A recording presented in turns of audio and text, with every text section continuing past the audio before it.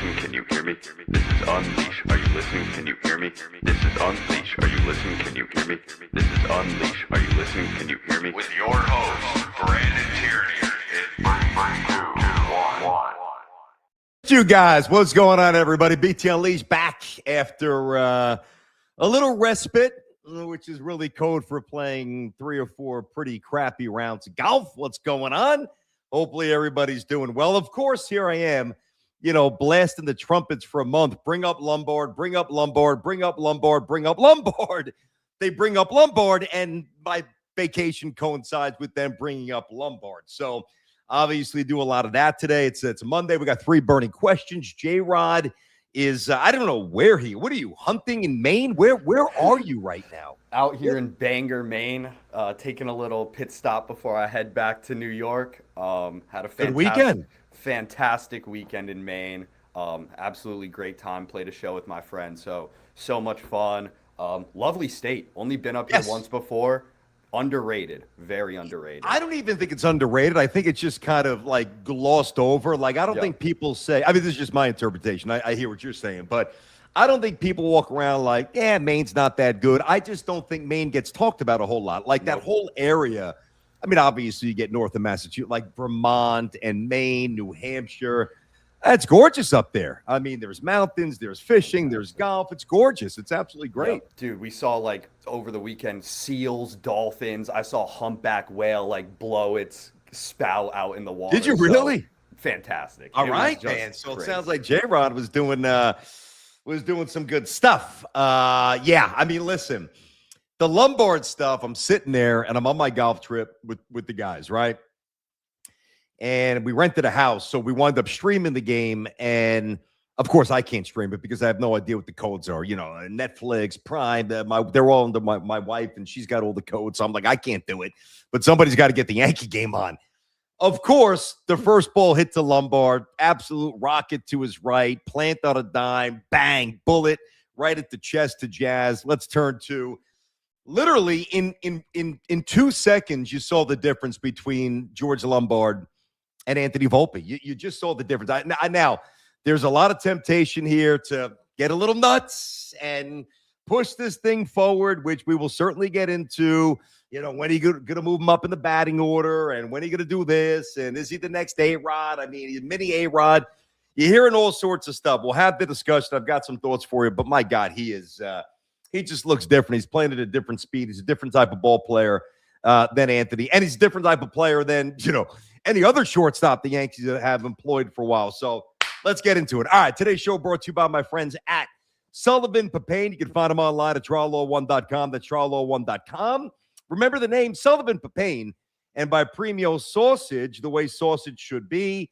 Find them at premiofoods.com or in your local grocery store. By the way, Jay and everybody out there, please ignore the old lady glass look. I stepped on these readers about 10 minutes before the show. And of course, I was kind of running around trying to get back in rhythm here, and I stepped on them. They broke, so I got to get new readers. Now, it's funny because if you look at the content for last week, I was absolutely all over the Yankees, all over them.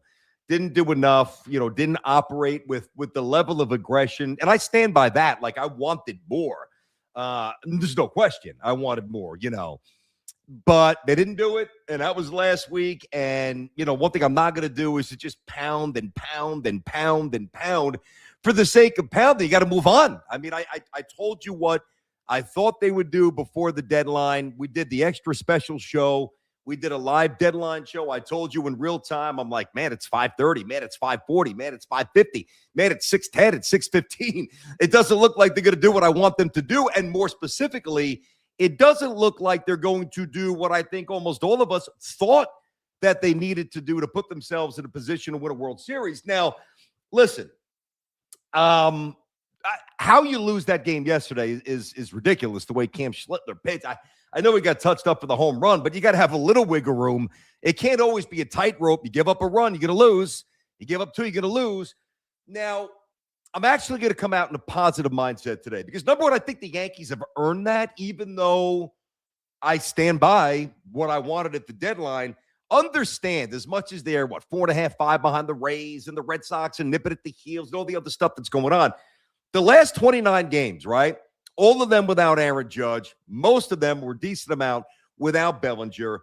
You were talking about, now I don't know if it would have seemed to be like when the schedule came out. I don't know if it appeared to be a gauntlet when the schedule came out. Like, all right, we thought the Rays would be good. Yeah, you look at the Nationals, whatever. Dodgers will be really good. The Pirates, whatever. All right, Phillies are always tough. The White Sox. White Sox have stunk for 3-4 years, if not more. Cubs, all right, depending upon, we'll see about the Cubbies. The Cardinals, whatever. Rebuild some young players, nothing to worry about. And then the Braves, who, when healthy, are obviously really good, right?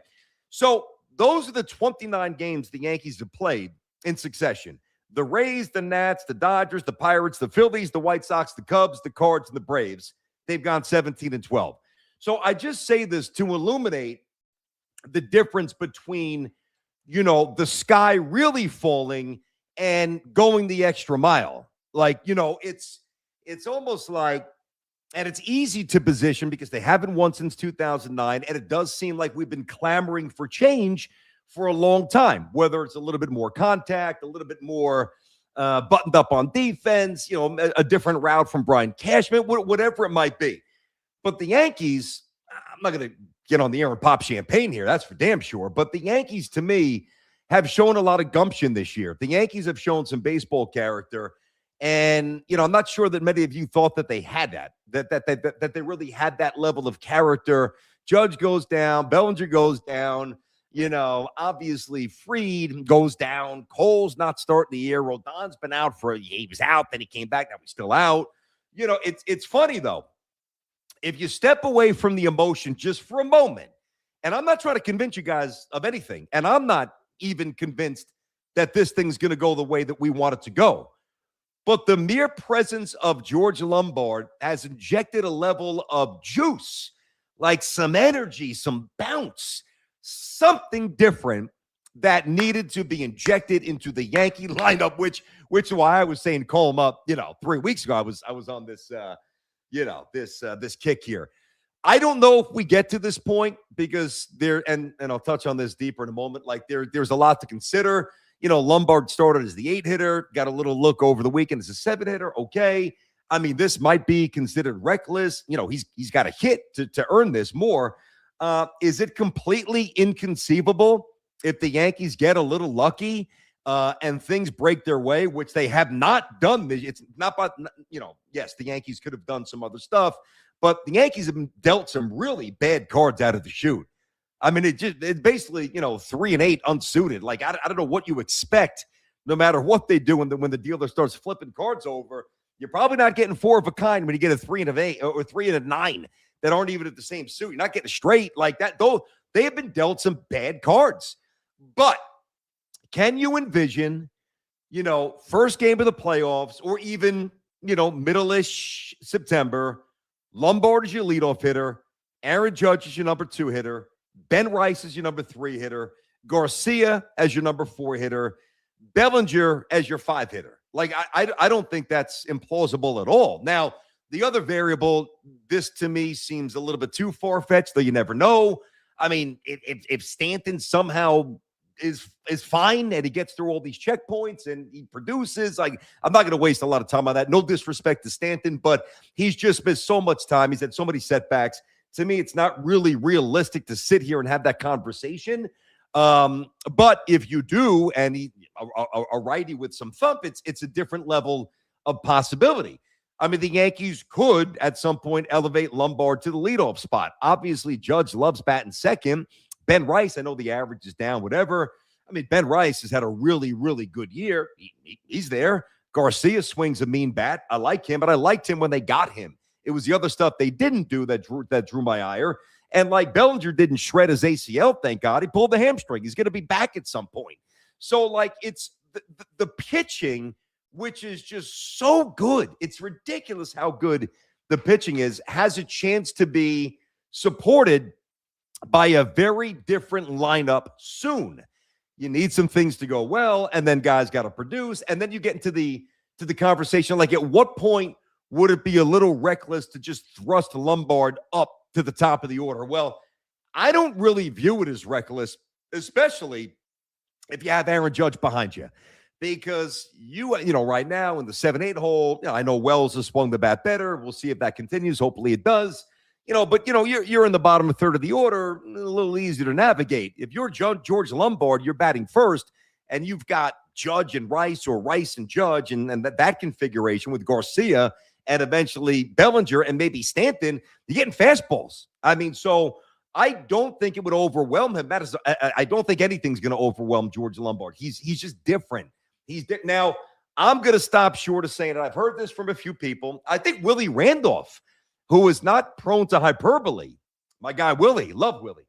Willie said over the weekend at Old Timers Day that he kind of views him as a young mini A-Rod, which sounds, I mean, man, let's not drop that at the doorstep of the young man yet. But then you watch him play, and it's like, okay, is it really that much? Is it irresponsible to put him in that neighborhood? And that's really what it comes down to. And the answer is no. See, what was irresponsible, and I was guilty of it because he had a great spring when he earned the job, and what was just not a real match as a shortstop was putting Volpe, not that it was an A-Rod comparison, but, putting Volpe ahead early on as this potential, and Derek Jeter 2.0 and Yankee shortstop next 10, 12, 15 years, All-Stars, Gold Gloves, World Series, batting first. I mean, we retired the kid's number before he even showed that he could hit a breaking ball or make a throw from the hole. I mean, I don't know about you guys. I've watched George Lombard. I've watched a lot of his highlights from the minors, and I've reposted a bunch. But that's also highlights. I mean, to be fair, that's the good stuff, right? I've watched every pitch that George Lombard has seen in the batter's box this year since he got called up, and I've seen every ball that's been hit to him, all right? And George Lombard, I mean, I believe he's a blossoming superstar, but I don't want to put that on I just don't want to do that to the young man. Like, at what point do we learn our lesson here, right? Like, we talk about organizations, right, making the same mistakes, and we've taken issue with a lot of the things that Brian Cashman's done, though he's done a lot right as well. I've always been fair, and I've always said that, the pitching, et cetera. And just a quick side note, it's getting to be fair to the Yankees, it's getting a little hard to just get on the air. I don't care what station or what show you do, to get on the air and just say, hey, Yankees don't develop anybody. It's getting a little hard to say that. Now, for a minute, it was simple because it was just Aaron Judge. And the Birds didn't work out, the Sanchez's didn't work out, and the Fraziers didn't work out. And obviously, Volpe hasn't worked out, and Dominguez has not worked out at all, to the extent that we thought. But even with all those situations, if you are labeling, and I did this for a while because I was just reacting to the evidence that was presented to me. But if you did this, right, then, and you haven't begun to soften your stance or at least reevaluate or, go to a bit of a different prism, I think, and you haven't heard me say this very often, I think you're being a little bit unfair to the Yankees, honestly, because now you're ignoring evidence to the contrary, and I'm not in the business of doing that. Like, okay, Aaron Judge is Aaron Judge. I mean, he's one of a kind. He's the right-handed version of Babe Ruth to an extent. He's amazing. Aaron Judge is healthy. He's ridiculous. He's unstoppable, right? That's Judge. And then all of a sudden, well, Ben Rice comes along. You're like, okay, not much of an expectation for him. And then Ben Rice starts ripping. And then Ben Rice shows, and all the advanced analytics and all the metrics back this up, not to mention the eye test that many of you still rely on. I like to do both, as you know. But all of those things were packaged in a way like, yeah, okay, all right, that's number two. Now it's not just Aaron Judge. Now it's also Ben Rice. And now you start to look around a little bit. You're like, oh, now you get eyes on Lombard, and you see a guy who is quick twitch, who has amazing anticipatory skill. Like, you could tell his IQ is through the roof, the way he positions himself, the way he reacts. I've said, and I know it's a small sample, that's why I'm not saying he's the next A-Rod, but he's obviously cut from a different cloth than Volpe. We all know that. And I look at a player, right? And the one thing that I like to look at, there's two things really that jump out. Aside from the measurables, can he run, what position? Oh, that's basic stuff. Two things once he goes from the minors to the majors. I say to myself, number one, if you're a hitter, Can you differentiate? This seems like such a basic thing. Can you truly differentiate between a ball and a strike? Like, well, and no kidding, idiot. That's kind of required to be a good hitter. I know, but a lot of the players that the Yankees have brought up over the years couldn't do that. And you know, all due respect, Volpe's one of them. And one of the things about Volpe, you know, flailing at the sliders. Look at the way Lombard takes an outside pitch. Now, he's been tied up a few times on some nasty, I guess, cutters, some riding it. I mean, even Judge gets tied up, but like stuff that's moving in on his hands, he'll figure that out. But watch his at-bats. There was an at-bat over the weekend where he struck out, and it was an 0-2 count, and was it Sale? And he still had an 8 or a 9 pitch at-bat. Like, it's just, you don't need to be a brain surgeon. You don't need to be a professional baseball scout or a former player to know that he knows the strike zone. That's number one. Number two is, and it's a little harder to detect because it's more of a guess, but what's the heart rate like? You know, do you have a slow heartbeat? Meaning when things get all frenetic around you, when things are going nuts, are you speeding up and are you playing outside of your body?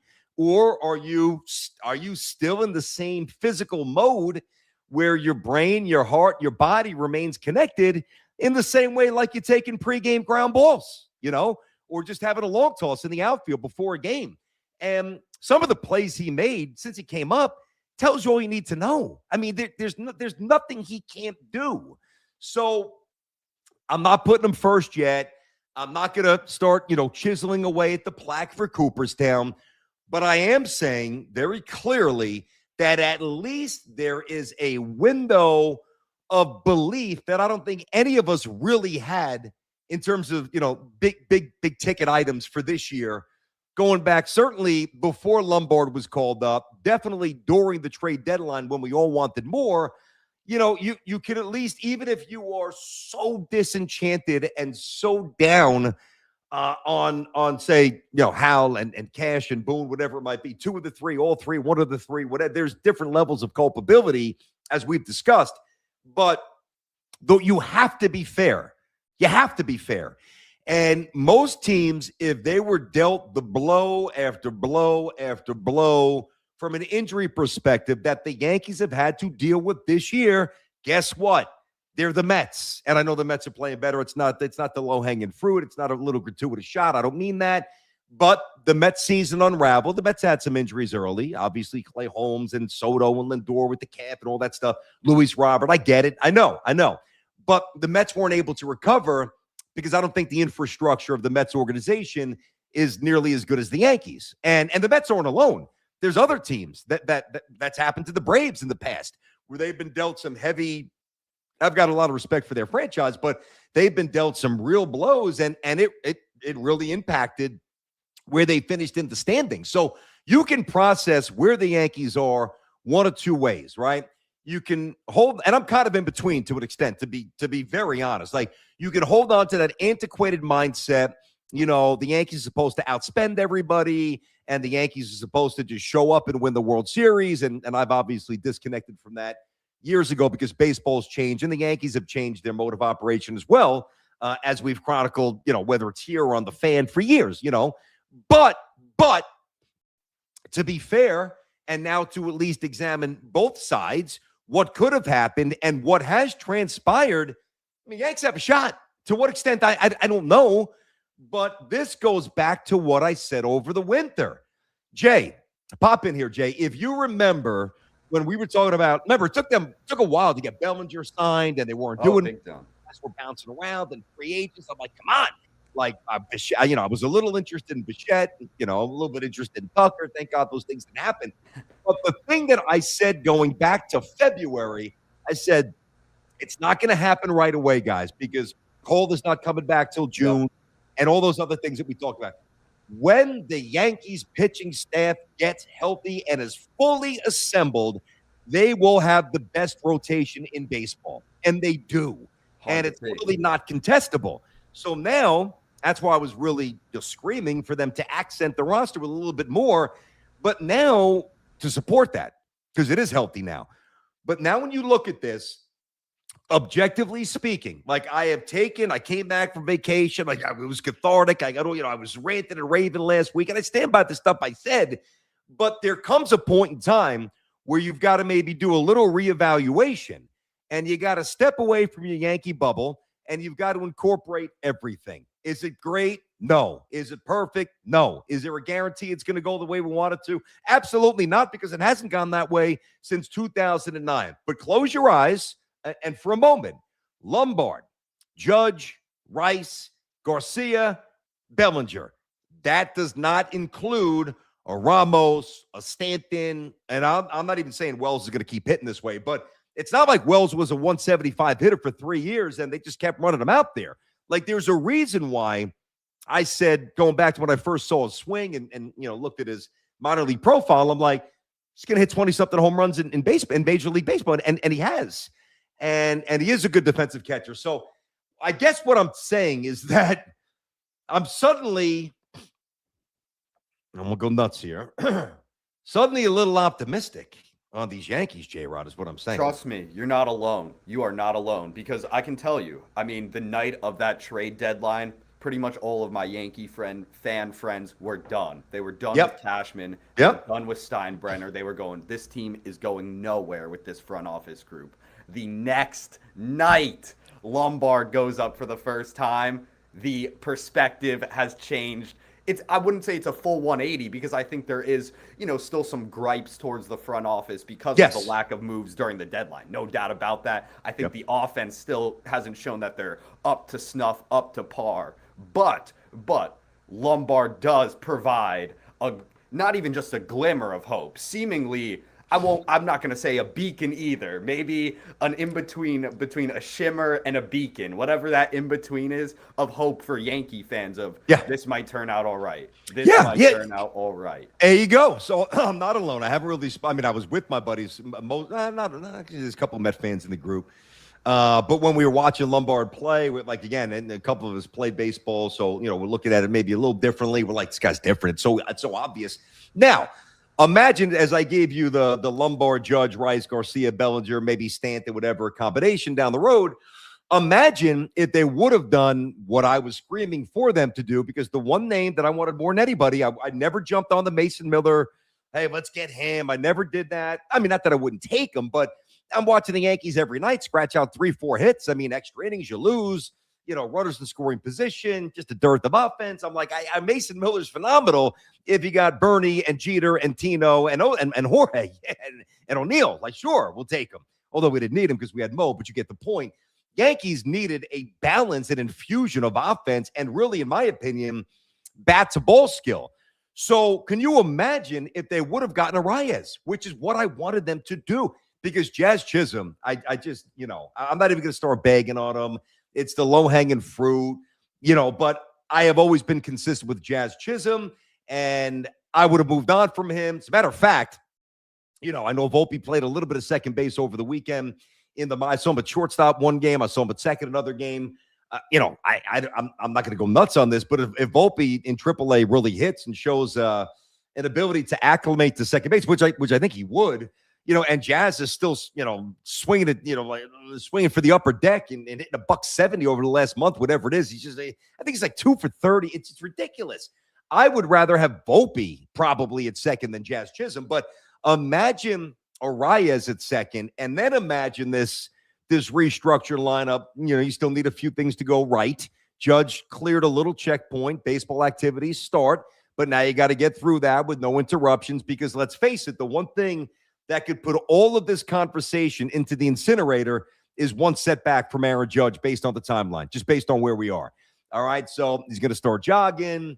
He's going to start doing some upper body activities. I would imagine some long toss, some very light stuff, maybe some dry swings.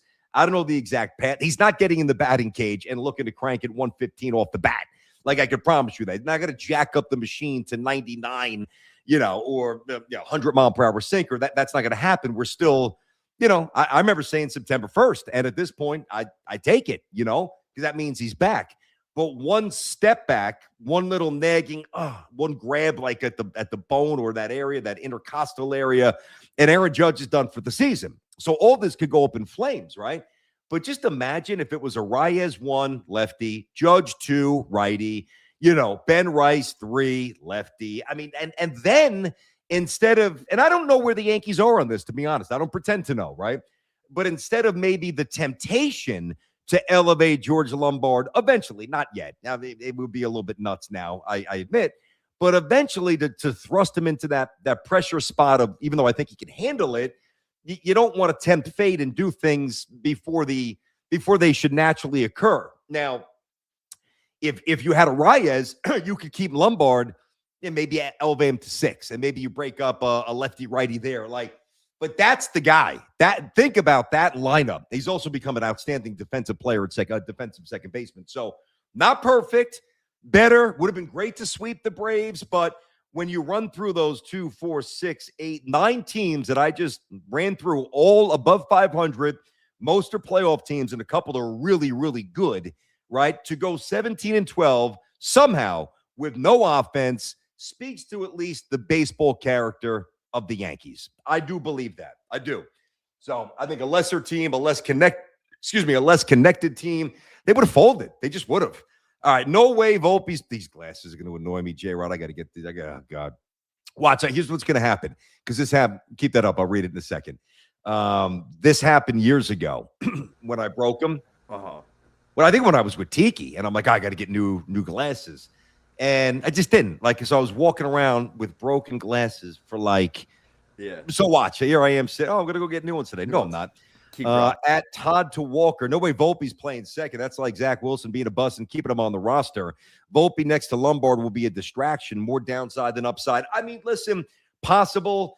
It's not apples to apples, and you should know that, because it's not like they were asking Zach Wilson to go play running back or put him in a slot and become a receiver or go return punts. They just got rid of him.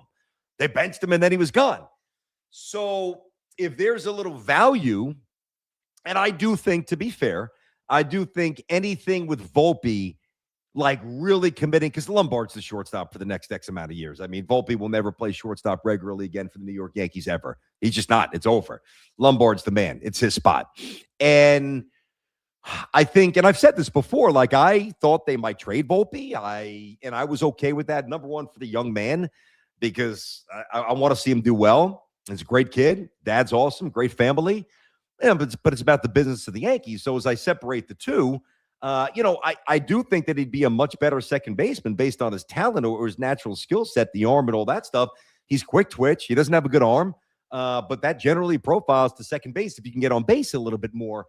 But I think that's probably, if you really think about the Anthony Volpe experience here, I think the last thing that you want to do, unless Jazz got hurt, whatever, and then you got Cappy still, is to now take Volpe, who has been relegated to the minors, put him at a position where he's looking at the guy who took his job, and put him in a new position in a pennant race. The first pop-up down the first baseline. How about that play by Garcia in right field? That was and I always when they got him, I liked him. But he's a little bit better fielder than I thought. But the first little off a righty bat that he doesn't go and get down the right field line, or first time he doesn't turn a double play, if he throws one in the dirt, short to second to first, doesn't spin it, here come the groans, here come the boos. Do you really want that? Probably not, if you have a better option. So I get it on that, but it's not the same, because Zach Wilson couldn't play a different position. And I know you know that. Here's the problem. Yeah, those are not good things. Yankees K rate is basically 25%. Yankees batting average 230. Yeah. I mean, listen, there's a reason why you look up, and the Yankees, I know this is hyperbole, but I feel like every time I watch the Yankees, middle frames, 4th inning, 5th inning, 6th inning, it's nothing. Or the other team has 1 or 2, and you're like, that's it. You can't give up any more, otherwise it's over, Yeah, that is not, and that is true. I mean, you look at what the Yankees have been without Aaron Judge, runners in scoring position stats, they're just hemorrhaging. It's just awful. It's unacceptable.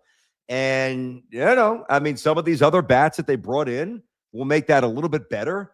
If Austin Wells was having a better year from the outset, then the numbers in totality would be a little bit better. If certain guys didn't get hurt, but this is big boy baseball. Guys get hurt, guys slump, things happen. So you got to adjust. This is true. Oh, I like the Pinstripe Bugle. I've shouted them out before. Check them out. They do a good job. Really do a good job with the Yanks. So whether it's on X, whether it's here, the team is surviving like they were supposed to. They didn't account for the Sox going on a historic run and catching them. True, but let's face it. Think about this. What team? Which team? Who allowed the Red Sox to regenerate? Who was it? It was the Yankees. You had a 4-game set. Up and easier said than done. I get it. Me sitting in my office saying, how did you not play better? Well, number one, because baseball's hard. Number two, because they pay the other guys as well. But man, if the Yankees would have just mopped her and the Red Sox were on the ropes, they're on the rope. Like Apollo Creed, what he's like, don't throw in the towel. And then the snots go flying. He's like, no matter what. And like a bull, the snots come flying out of his nose. And Rocky's like, all right. And you see Apollo just getting tuned up, right? Bang, bang, bang, face bloody, lips swollen, eyes shut. You got to throw the towel. It, right? But you're holding on to that notion maybe the old dog ducks one and catches him because he's got that sage boxing experience, right? But the Red Sox at that point were Apollo Creed, this team was dead, absolutely dead in the water. And in a lot of ways, the Yankees, of course, unintentionally threw them a towel, gave them a little reprieve, ended the fight. Although it's not the perfect analogy because, as we know, Apollo did die, which was traumatic in the movie, and the Red Sox did not, which would have been nice from a Yankees perspective. But that series, and I don't think that this is overemphasizing this, and I don't really go nuts on it for the reasons I just said. Number one, they pay the Red Sox too, and they do have a couple of good players, and they did have a good pitching staff before the offense got going, even with the Crochet injury. And they got some pride, and they got good fans, and they're not afraid of the Yankees. Evidence, once the curse of the Bambino was over, it's like the Red Sox, their fans don't fear them. The Red Sox don't fear them. I mean, really, nobody fears the Yankees anymore. That's part of the big macro problem here. But if the Yankees would have won 3 or 4, it's unrealistic to take 4. But if they would have won 3, Red Sox is selling. Red Sox are stripping down, and they're done. But it's a long time ago. I guess you can't complain about that forever. You just got to show resolve. You got to just fight through it. And the Yankees have, to their credit. They absolutely have. Caballero's starting to get on my last nerve too. Caballero's been atrocious at the plate. Seems like he's just pouting. Doesn't look the same at all. Agreed. Now, if he's pouting because he's not playing short, and I don't even know if he's pouting. The one thing about baseball is that, really unlike the other sports, when you're not playing well, particularly when you're not hitting, you look lethargic, you look disengaged. Even if you're squeezing that sawdust and, putting in 2 hours off the tee and off the machines and watching film, trying to bust out of it, which I know most of them do because they've got pride and they don't want to get embarrassed out there and they want to, make more money, et cetera, down the road with contracts. But, Caballero is, I don't think he's pouting. I'm going to give him some credit there. I don't think that that's it. I think he's in a mystifying slump. But then again, is it really that mystifying? Go back to something I said a week ago when I was pointing out his struggles. And a player like Caballero, who you can't stand if he's not on your team, you generally love when he is, or a teammate. I know Yankee fans are a little down on him now for sure. But a guy like that, the more he plays, the more he's going to be exposed. Doesn't mean that he's without value. Doesn't mean he can't help you win a game. Doesn't mean that he hasn't done some good things this year, especially earlier in the season. He's not valueless. Nobody's saying that. But when you are a role player, which I clearly believe and always have believed that he is, a super sub kind of a guy bouncing around, when you are now playing every day because the shortstop, that you drafted in the first round a couple of years ago is hurt and then not productive, and everybody else is hurt, and McMahon going back. McMahon's not hitting and going back. Rosario's not hitting lefties the way we thought he might going back early in the year. He's going to play. He's going to play. And the more you play, the more you get exposed. That's why, when you talk about a team's bench, I mean, in the NBA, right? You could have a good starting 5, but if you have a bad bench, you're going to relinquish the leads that your starters gave you or not be able to cut into a deficit maybe that night if your starters didn't have it. Think about the Knicks, right? And, got guys coming off the bench that did a lot of good things. So if the Knicks starters, even I'm not even talking about the Spurs because they were down every game by 1,000,000 points, but think about the season in totality. For the most part, Knicks starters gave the reserves, some wiggle room. And then most nights, the starters would add to that, so maybe have a plus minus, +7, +9, +4, maybe one guy +11, like an Alvarado. So instead of being up 7, here come the starters, and now you're down 4, maybe now you're up 12. Or say if you don't have it as a starting group, and that's happened. There was a point where the Knicks, an absolute point, Knicks fans remember this, where the playoffs and regular season, where you'd look at the plus minus of the starting 5, and you'd have 5 guys negative, negative, negative, negative, negative. And you might be down, 37 to 22 after 1. And then the subs come in, and now at the half, you're only down 6 or 7, whatever it might be. So, but they're not starters for a reason. And the same with Caballero. So I'm not going to say he's pouting, but if you can't get a bunt down, and he has done some things that optically don't look great, but I'm still a believer to an extent, because I think he's got juice. I like his energy, and I think when the guys come back, if they come back healthy, I think he goes back into the role he was born to be, destined to be, at least here. And I think you see value. I really do. BT, should Rodon fill out a rotation spot in the playoffs, or do you like him as an elite 2-inning guy to help bridge the gap? We saw he's got the ability to use max emotion for short bursts. That is one thing. I don't know what they're going to do with this. I really don't. I'm incredibly curious. I think it's going to, in a lot of ways, whatever decision's made, I don't want to say define, I'm going to be a prisoner of the moment here and say it's going to define the Yankee season, because really Judge's health and the top of the rotation, the other stuff will probably do that more. But and I don't think it's an easy decision, if the right decision's made, well, now it's like starting 5 remains really good. Okay, now you get a jolt in whether it's the 6th and the 7th inning, or, I don't think you'd make Rodon the 8th inning man. I don't think, or Weathers if it's him. But I don't, and I've asked Aaron about that. Last time I had Booney on the show, I asked him, he's like, I don't know. He's like, it's a long time from now. And he wasn't trying to be evasive. He just genuinely didn't know. And I get it, because we were talking about too many theoreticals. Go back and watch the interview. It's, I've had him on twice here. And I think it was the second time we had him on where I really got into that and tried to probe deeply, because it was becoming a little bit more realistic. Like, all right, Cole's starting to ramp up. All right, Rodon's getting back here. What do we do? When the whole rotation's set and everybody's healthy. I don't know. The one thing that I've learned about baseball is 2 things. Number one, whenever you assume optimal circumstances, they very rarely go right, like in terms of health. So I can give you a configuration of a Yankee lineup that I believe could mess around and win a World Series if the pitching remains intact. And I did. I gave you the first 5 or 6 hitters in a perfect world. But, how often has it been perfect for the Yankees this year in terms of health? And even if that were to happen and the batting order was healthy and was clicking and looks very different than it looks now, now you need the other variable, the elite starting pitching, to hold up, which I believe that it will, but you never know. And then the third variable would be, okay, well, it's easy to sit here and say, it's a good question. It really is. It's easy to sit here and say, hey, Rodon, he's no longer hasn't been a 2-pitch pitcher for a couple of years, but he's got a deeper, more expansive repertoire. He's a fiery guy. You saw him get lit up against Toronto. So in the playoffs, you don't really trust him in a big spot. I don't, but I trust him more than many of you do. I think he's a quality I know he's a quality above average major league pitcher. He's just not a Cy Young guy, But just because he's had some massively big seasons, including elsewhere, White Sox, San Francisco, and some good years here, doesn't mean whatever role he goes to, it's going to be a seamless transition. These athletes are creatures of habit. I can't imagine Rodon was the closer in high school.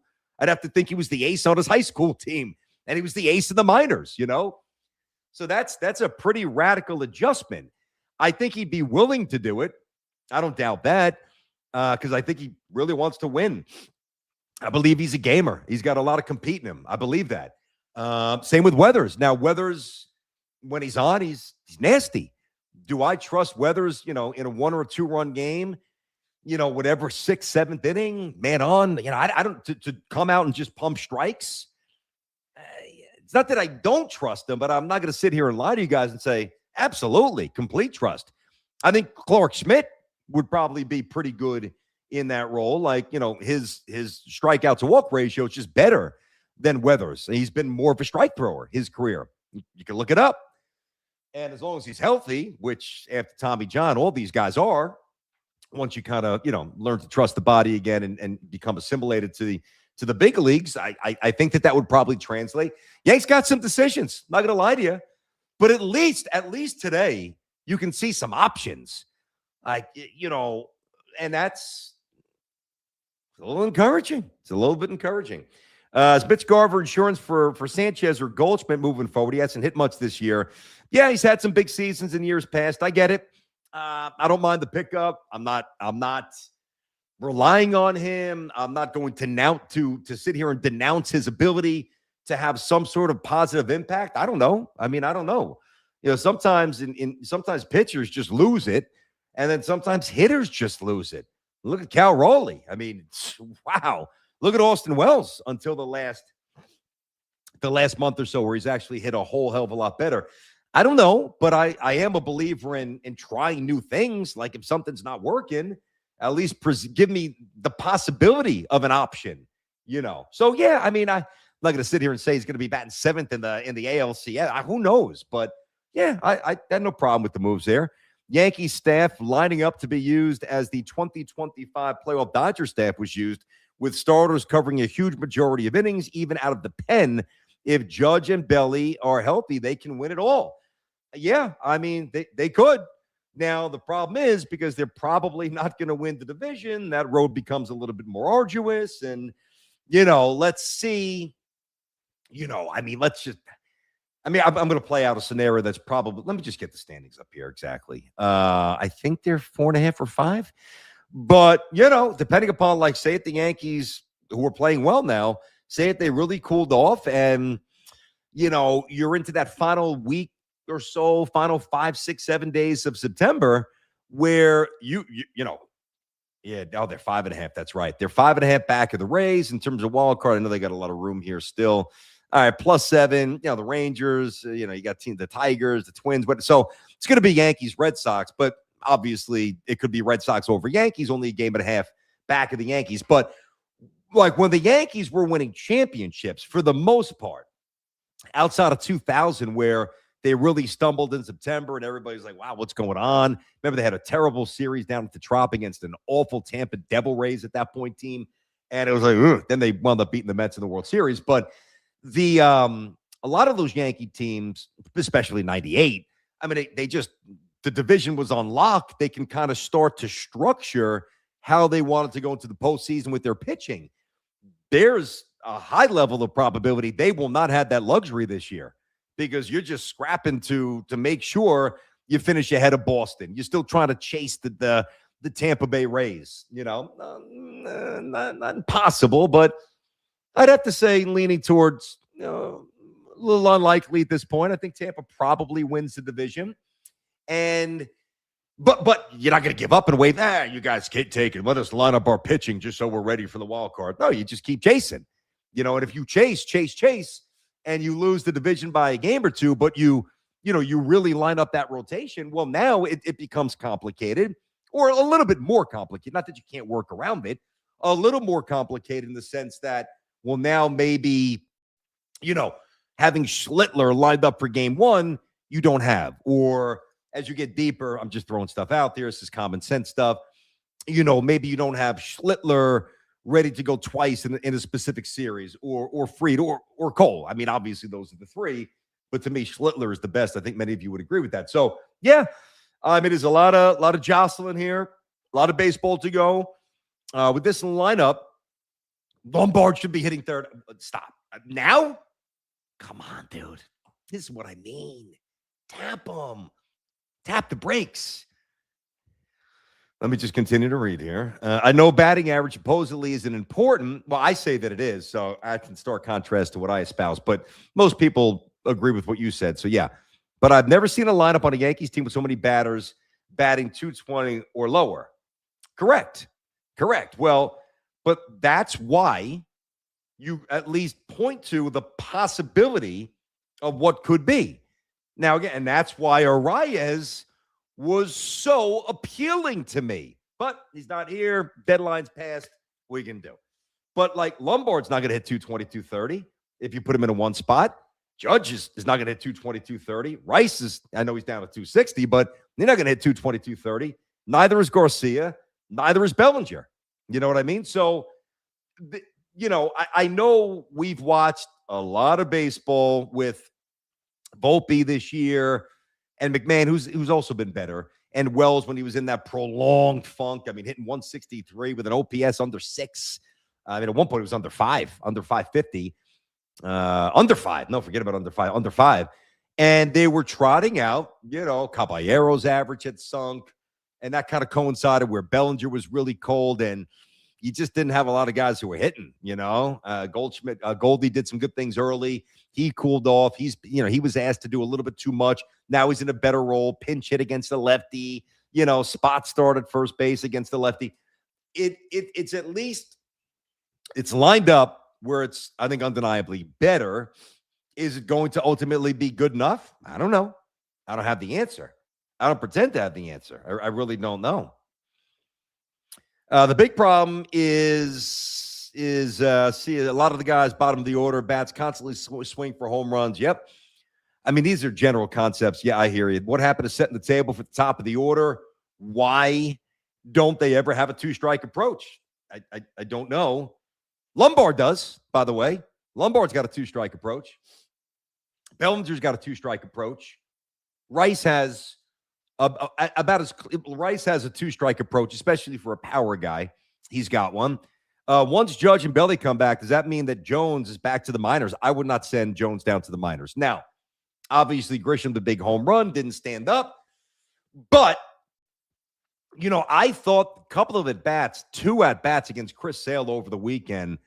I mean, if you're Spencer Jones and you're a lefty and all you've heard, I mean, I don't know how much he leans into the noise, but all we've said, because this is what I was told, there's just a lot of holes in that swing, a lot of long levers that really need, like Judge, when Judge came up, that need to be synced up, and it might never happen, a little susceptible to this, whatever.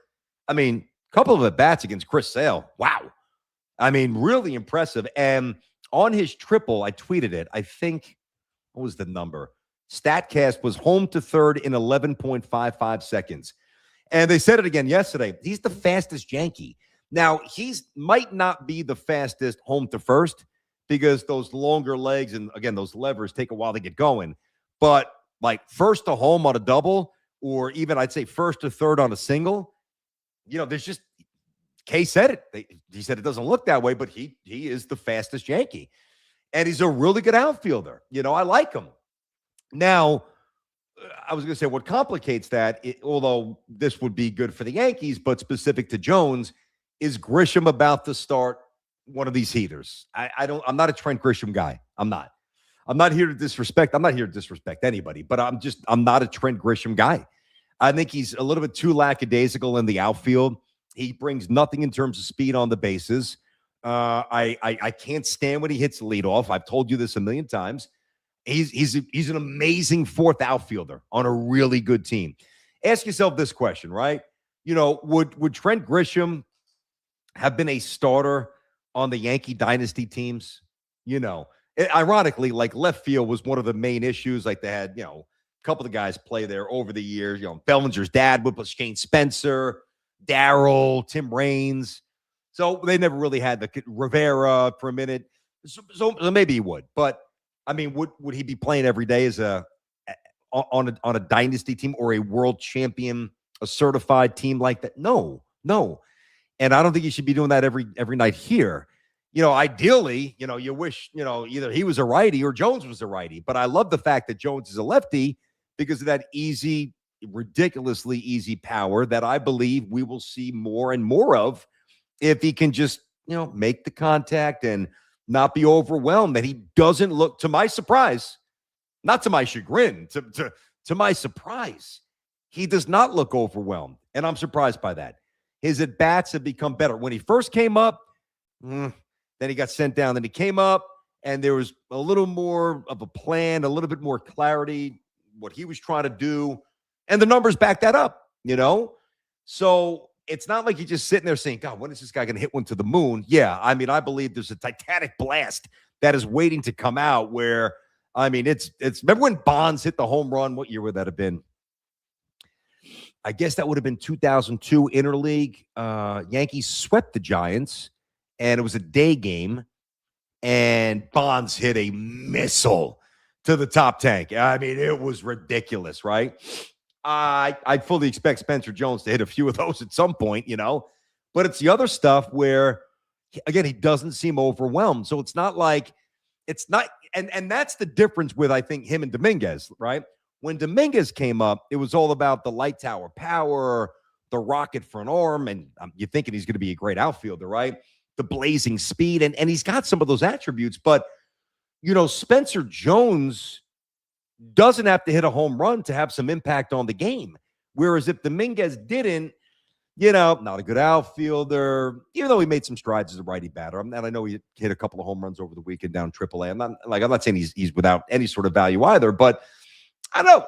I Jones is better than I thought. I'm not saying he's going to be batting within the top 5 spots for the next 10 years. I mean, I'll say that about Lombard, and then I'll kind of leave it at that without saying he's the next A-Rod. But I'm not going to make that declaration here for Spencer Jones. But what I'm not going to do is do what I was doing for a long time and basically say that it's just never going to work, because that's what I was told. People in baseball that watched him in the minors, the holes in his swing that were just going to be further exploited against the best pitchers in the world.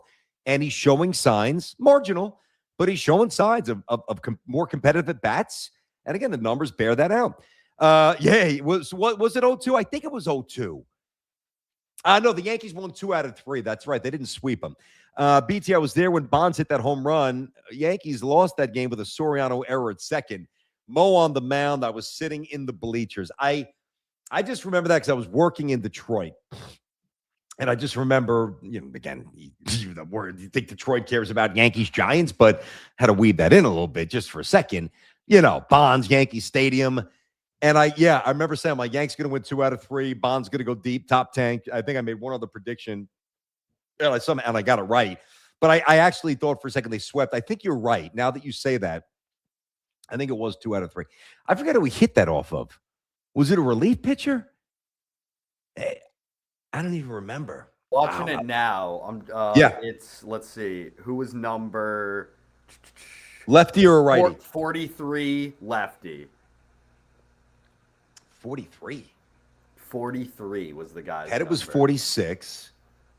Obviously, Jimmy Key is long got lefty. That's not Sterling Hitchcock. Jonathan Loaisiga. Loaisiga's Ted right. Lilly. Ted Lilly. There you go. I would not have come up with Ted. Ted Lilly was decent. Ted Lilly. Oh, there you go. Ted Lilly. All right, Jay. I want to get back to some of this Yankee stuff. You guys want to jump in on the calls? Jay, let everybody know how they can do that, please, sir, because I would take a couple of Yankee calls today. Go ahead, friend. Yeah, so we're taking calls. I'm going to post the link right in the chat right now. It's also the pinned message as well as in the description. So just click that link in the chat and or the description. You're going to be sent to a StreamYard backstage studio. From there, I'll give you a very similar link to this studio. So 2 clicks, give me your question, and then you'll be on call with BT.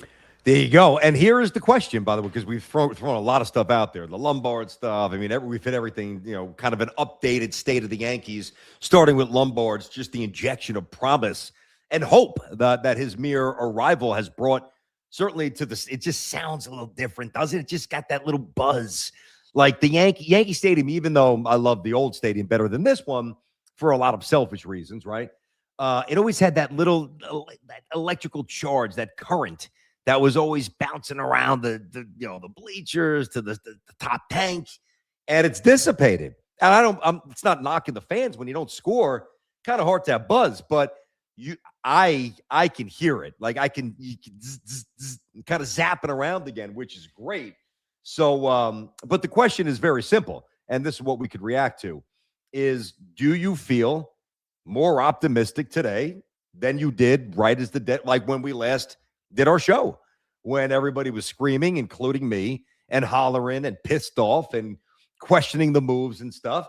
Like, not that the Yankees deserve an apology here, but are you able to at least look at it and say, based on some things that are going to happen, injuries, whatever, based on what we've seen with the pitching, is there a path for the Yankees to win?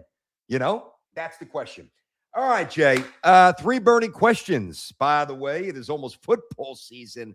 I cannot wait, dude. I mean, it's no longer like, all right, guys are in shorts. Now it's camp. Now we're getting after it. So now it's go time. 3 burning questions brought to you by my friends at Sullivan Papain. Excuse me, one of New York's best personal injury law firms, according to U.S. News and World Report, as general counsel to the New York City Firefighters Union for more than 4 decades, and the proud law firm partner of St. John's Athletics. Sullivan Papain is New York's team fighting for New Yorkers for more than 100 years. Find Sullivan online at triallaw1.com. That is triallaw1.com. Remember the name, Sullivan Papain. All right there, brother. Got some football stuff for you. Question number 1. Which NFL player is about to make the biggest leap this season? Of course, I'll do this start, ramping up the enthusiasm for football. We got to really settle on the BT Unleashed Fantasy Football League. We got to hammer that out this week. All right, so pertaining to the question, which NFL player is about to make the biggest leap this season? Oh, boy. I was tempted, and I am tempted to say Caleb Williams. He made some throws in the playoffs there that were just ridiculous. And I know, and we had Phil Simms on, and he hates completion percentage. I forget where Boomer stands on completion percentage. I think it's got some value. But Phil was really denouncing it. He can't stand it.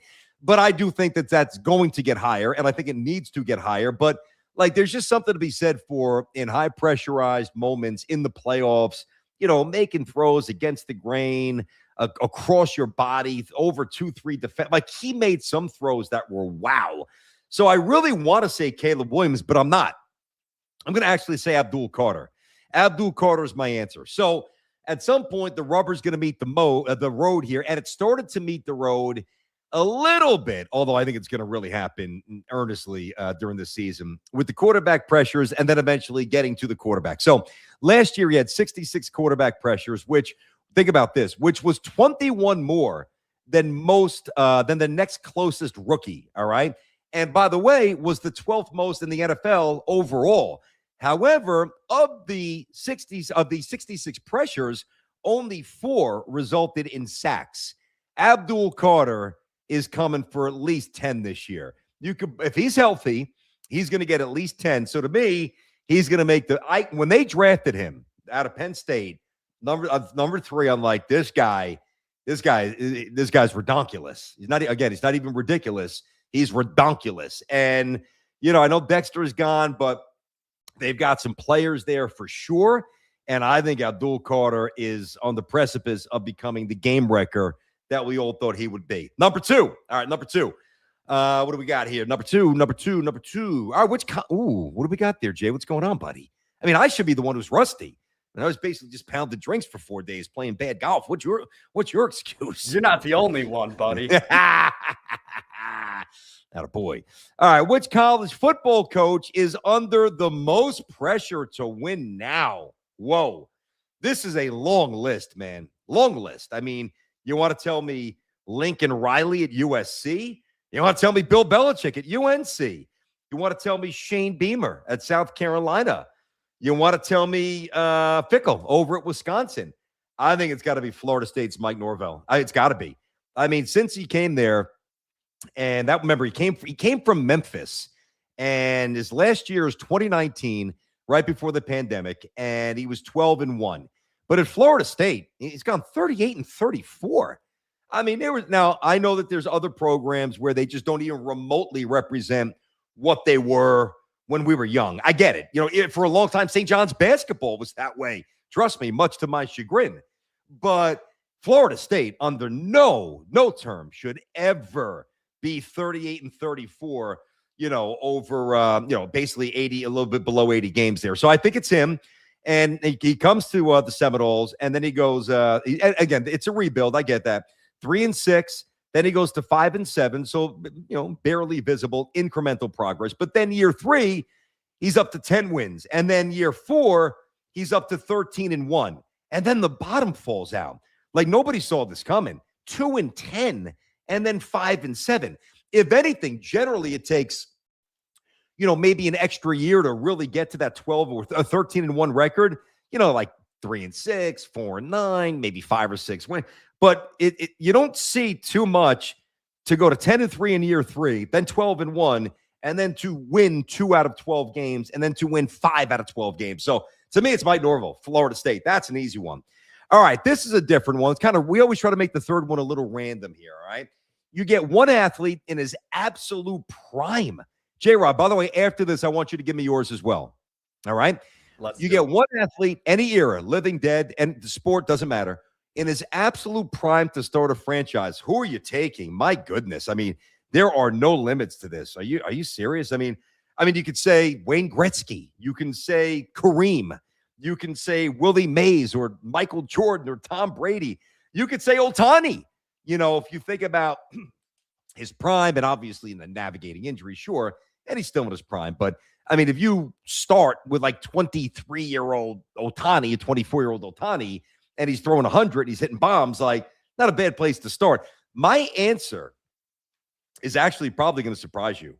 And my answer is Mariano Rivera. Because if you think about this, guys, Gretzky's close, all right? And I'm an MJ guy over LeBron. It's not even close for me, but at least we can have the discussion, right? There is no other position. And if you want to challenge me on this, I'll have the conversation. I think it's really interesting.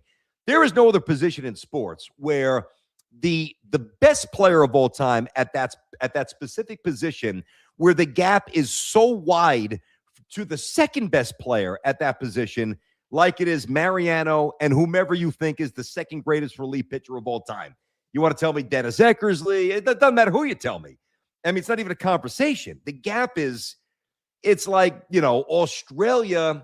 It's like that. You look at the map. It's like Australia looking at, North America or even South America. It's across the world. It's not like, Europe and Africa are next to each other. Like it's crazy. So to me, and then you add in the how the roles of the bullpen have changed and the reliance on the bullpens and just how many guys year to year, they have a good year, then they have a bad year, good year, bad year. And if you watch Mariano, he was consistently coming in and getting 5 outs, obviously getting 3 outs, sometimes a couple times getting 6 outs, always healthy, just the man. So to me, yeah, I'd be tempted to put like a Willie Mays in center, or a Griffey or Babe Ruth batting third or something like that, But to me, if I'm going to start, I'm going to start on the mound, and my answer is Mariano. And Jay, I want you to give me your answer in a moment. Right. There it is. I've got two. Oh, no. Were you going to expand? Nope. I was just going to finish up. Okay. Let me finish up with the sponsor, then I want to get yours. Okay, let me finish up. So 3 burning questions. If you guys are new to the show, I appreciate you hopping in. Like, subscribe, all that good stuff. The more you do that, the more we can do as a show. And Sullivan Papane, one of New York's best personally injury law firms, according to U.S. News and World Report, they sponsor this, our first sponsor ever. And I love them for that forever. I will respect them for that and appreciate that. Find Sullivan online at triallaw1.com. That's triallaw1.com. Remember the name Sullivan Papane. And again, if you are new to the show, we do 3 burning questions once a week here on the show. We try to get a little variance, make it like a random at the end, whatever. All right, Jay, if you, that last question, any athlete, absolute prime, any sport, who you taking?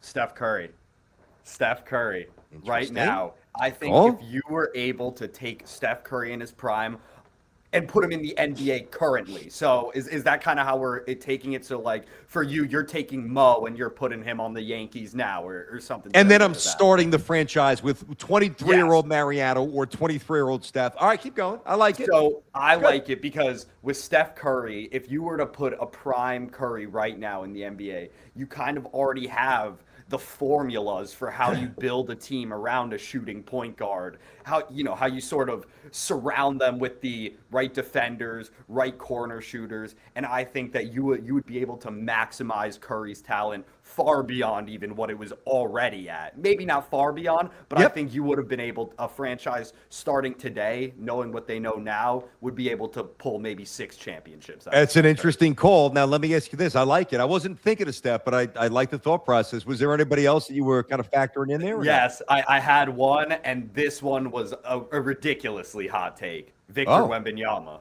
I don't think that's a hot take, really. And he, we just haven't seen his prime, though. We haven't seen his prime, but even from what we've already seen, I think he's still most likely the athlete that I would start a franchise with currently. But your Shohei Ohtani answer was also perfect. I think if you're going to take a baseball player all time, other than a guy like Mo, who obviously was so ahead of the competition, I mean, Shohei, boom, you get an ace, boom, you get 50-50. What are you going to do?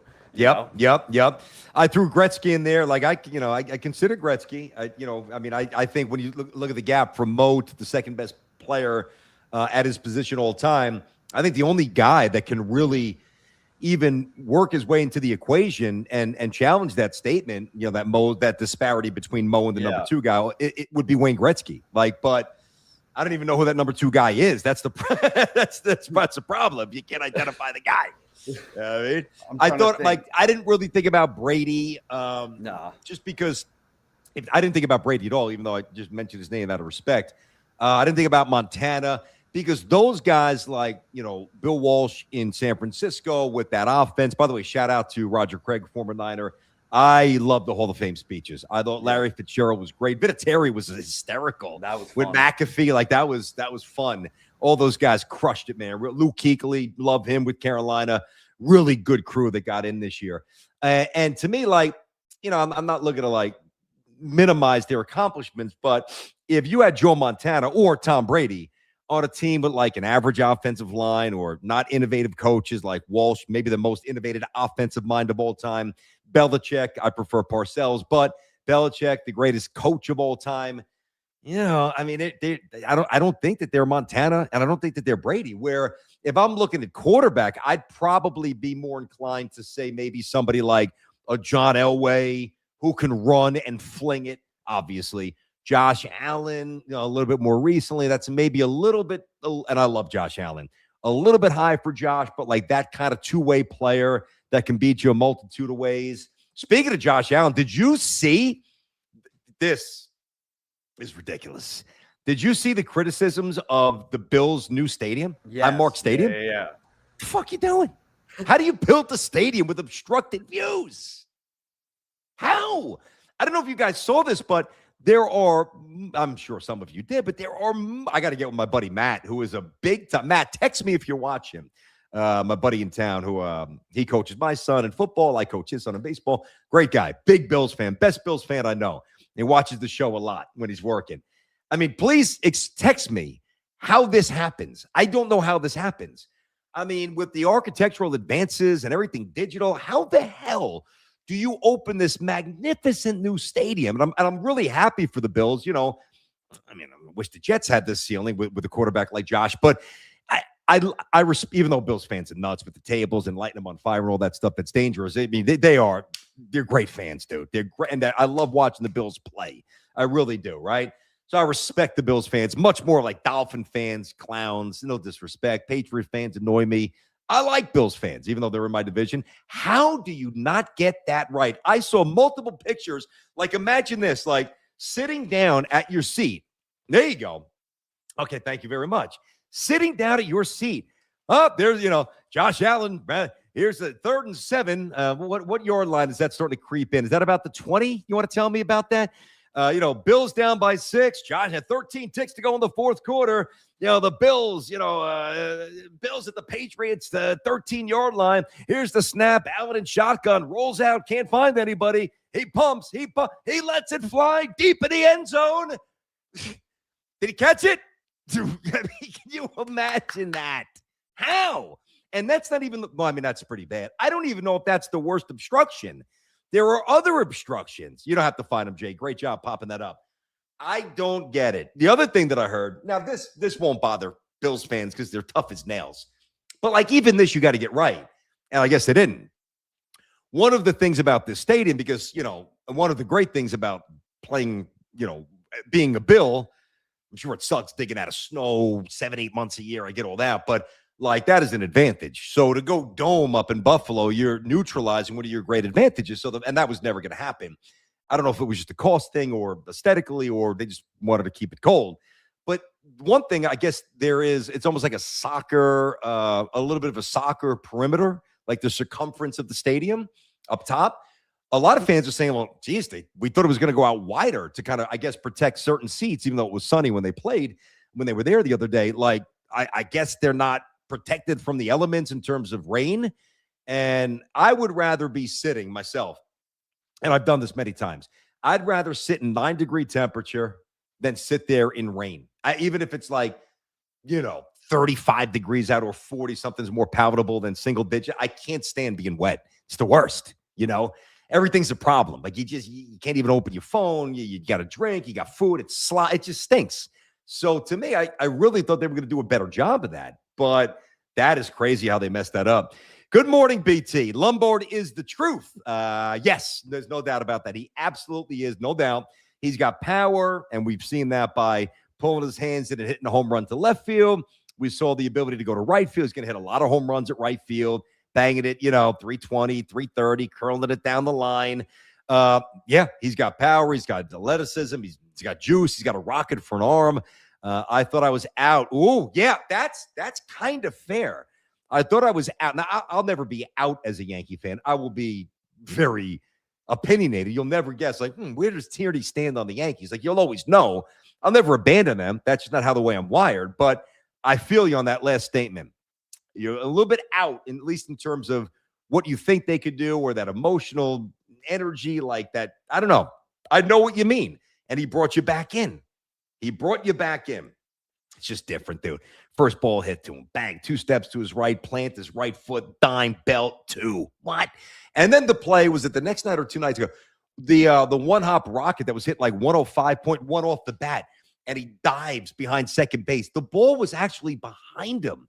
It wasn't like his glove was parallel to his body and he's kind of like, the ball was behind him. He's just ridiculous. He is freakishly smooth. All right, Jay, let's get a couple of the Yankee calls here, or whatever calls. What do you got? Who's up? Let's do it. We've got our friend Brad from Mineola Smithtown. All right, Brad is back on the show. What's cooking, buddy? How you feeling? Hey, BT, I'm feeling good. Hoping you're recharged from your bad golf and drinking all week. I gotta be honest, Brad. I am. I mean, obviously, you could tell I'm ready. I'm happy to be back, and I actually came home depressed with the way that I played. Like I'm never going to figure it out. And it's not like it's so hard to explain. I won't waste anybody's time now, but I need a golfing intervention. I've got to find somebody on YouTube that is somewhere near where I live that comes on the show or that sees this.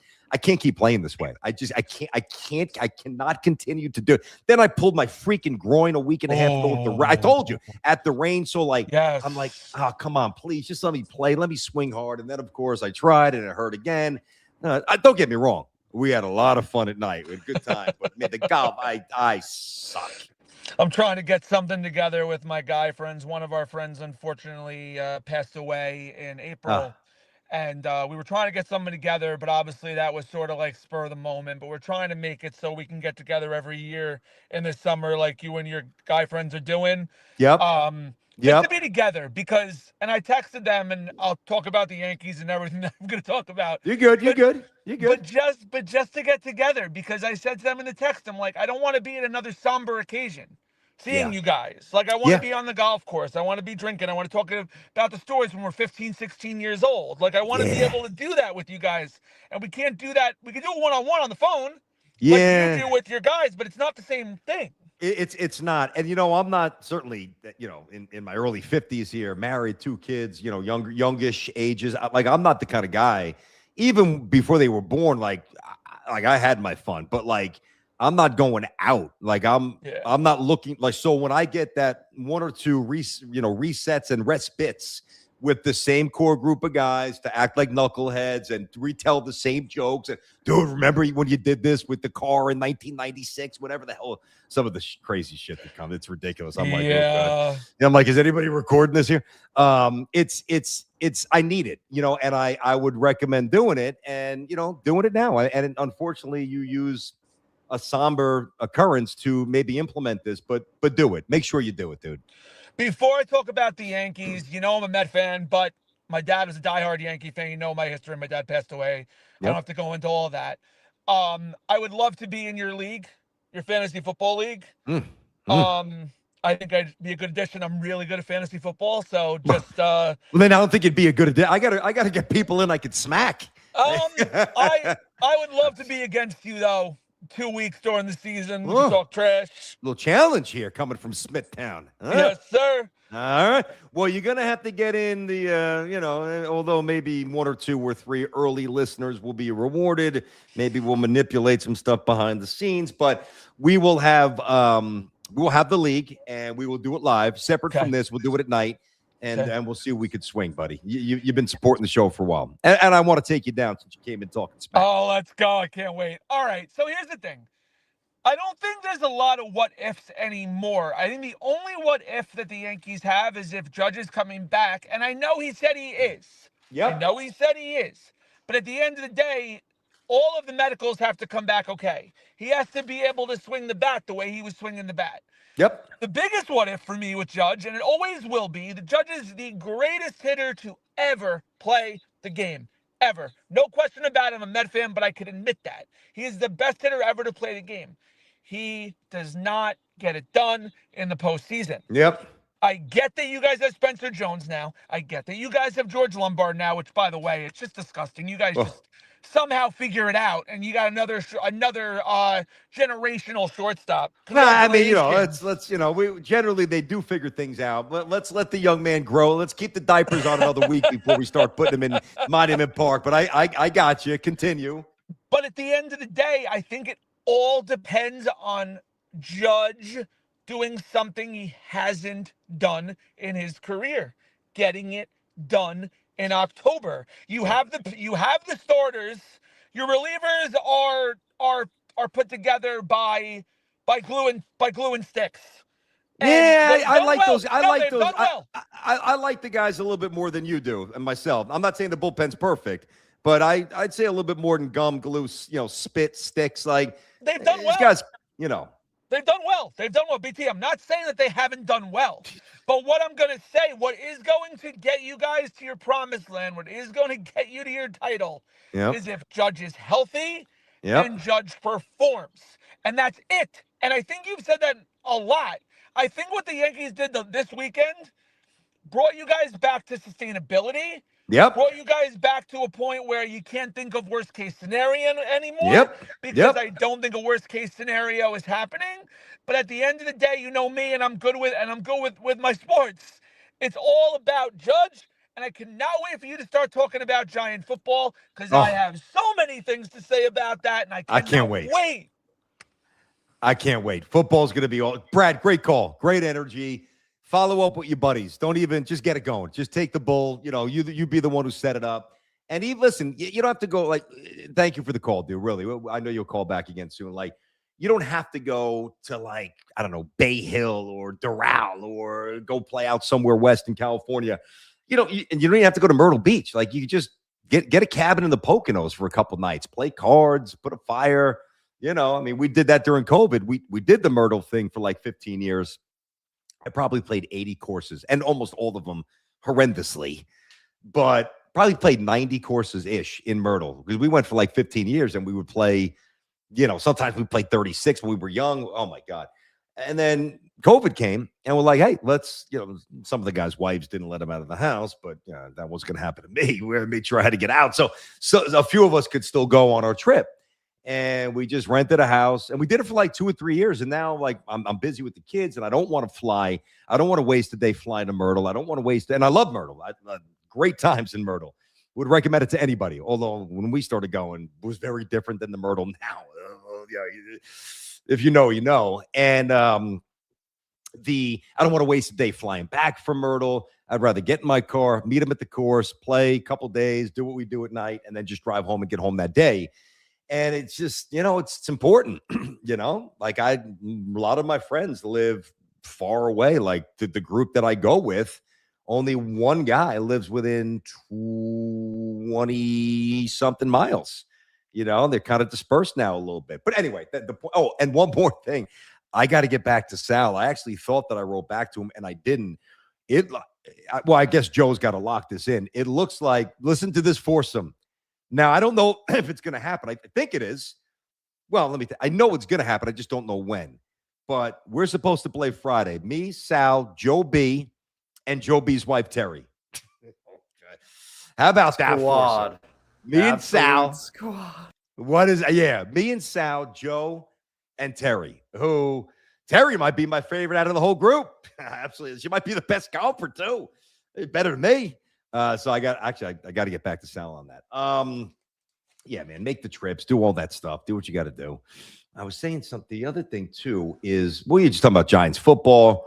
Exciting, going to Greenbrier. My dad went there a couple times and stayed with my mom at Greenbrier in West Virginia. Beautiful facility, beautiful golf. I mean, I like the vibe. I don't want to get derailed now and get into it too much here, but I do like the early vibe for the Giants, and I like the early vibe for the Jets. I know there were mixed results with Geno and the offense the other day, but, and I'll do a segment on this coming up this week at some point. Part of me is like, just make Klubnik the number 2. It's appealing, but it's also dangerous. And if I'm Aaron Glenn, I'm not so sure that I would do that just in case. It's about job security. But yeah, I mean, I would at least think on the bare minimum, certainly the Giants with Harbaugh and some of their core talent, Neighbors getting healthy, some really great defenders, Burns. I think that Abdul Carter is going to go bonkers this year. Obviously, a new tight end in Port who's going to be really good, better O-line. Like a lot of the things that plagued the Giants for years are kind of going away. Not a huge Thibodeau fan, but, certainly value. No more Dexter, we know that. And then the Jets, like it just seems like the Jets are a little bit buttoned up, certainly more than they have been in a long time. And the Jets have a good O-lineman, and the Jets have a good tight end room, even though Sadiq had a setback, which sucks. I just want to see him out there. You got Garrett, you got Mitchell, you got Cooper, you got Pons. You brought in some winners, and Pons with the calf pull. Got to get him back on the field. But all accounts, they nailed the Bailey pick. I know it's early, but I mean, everybody's saying this dude's different, and when you hear that from offensive linemen and coaches and everybody says David Bailey's different. Point is, it's going to be a more exciting football season this year. I think, and I certainly hope. J-Rod, I'm behind on the show. BT addressed Jeets not showing up to old timers. No, I have not. I thought about doing it. I happened to watch the entire ceremony. Like there was a point where I never missed it. Rocco mediate. Rocco. Yeah, Rocco was money with Tiger with that U.S. Open playing on the Monday. Tiger with the one leg. Rocco's a character. The old timers day. It just doesn't feel the same. And I don't know if it doesn't feel the same because I'm older or if it's just not the same. All right, you brought back Reggie, obviously you have Mariano. Jeter was not there. Bernie was there. Tino was there. Posada was there. Mo was there. It just, and this again, I'm not sure, is it an age thing or is it just a change of the greatness of those coming back? I mean, people die, not to be morbid, but when Yogi left us and, way before DiMaggio and Mantle, I'm sitting there as a young kid and I'm seeing, although I'm sure a young kid's sitting there saying, wow, there's Bernie. That's Bernie, huh? Wow. Yeah. But without Jeter, it just feels incomplete. And I don't fault the Yankees on that. I fault Jeter. I don't know how he's not there. Pettit wasn't there either.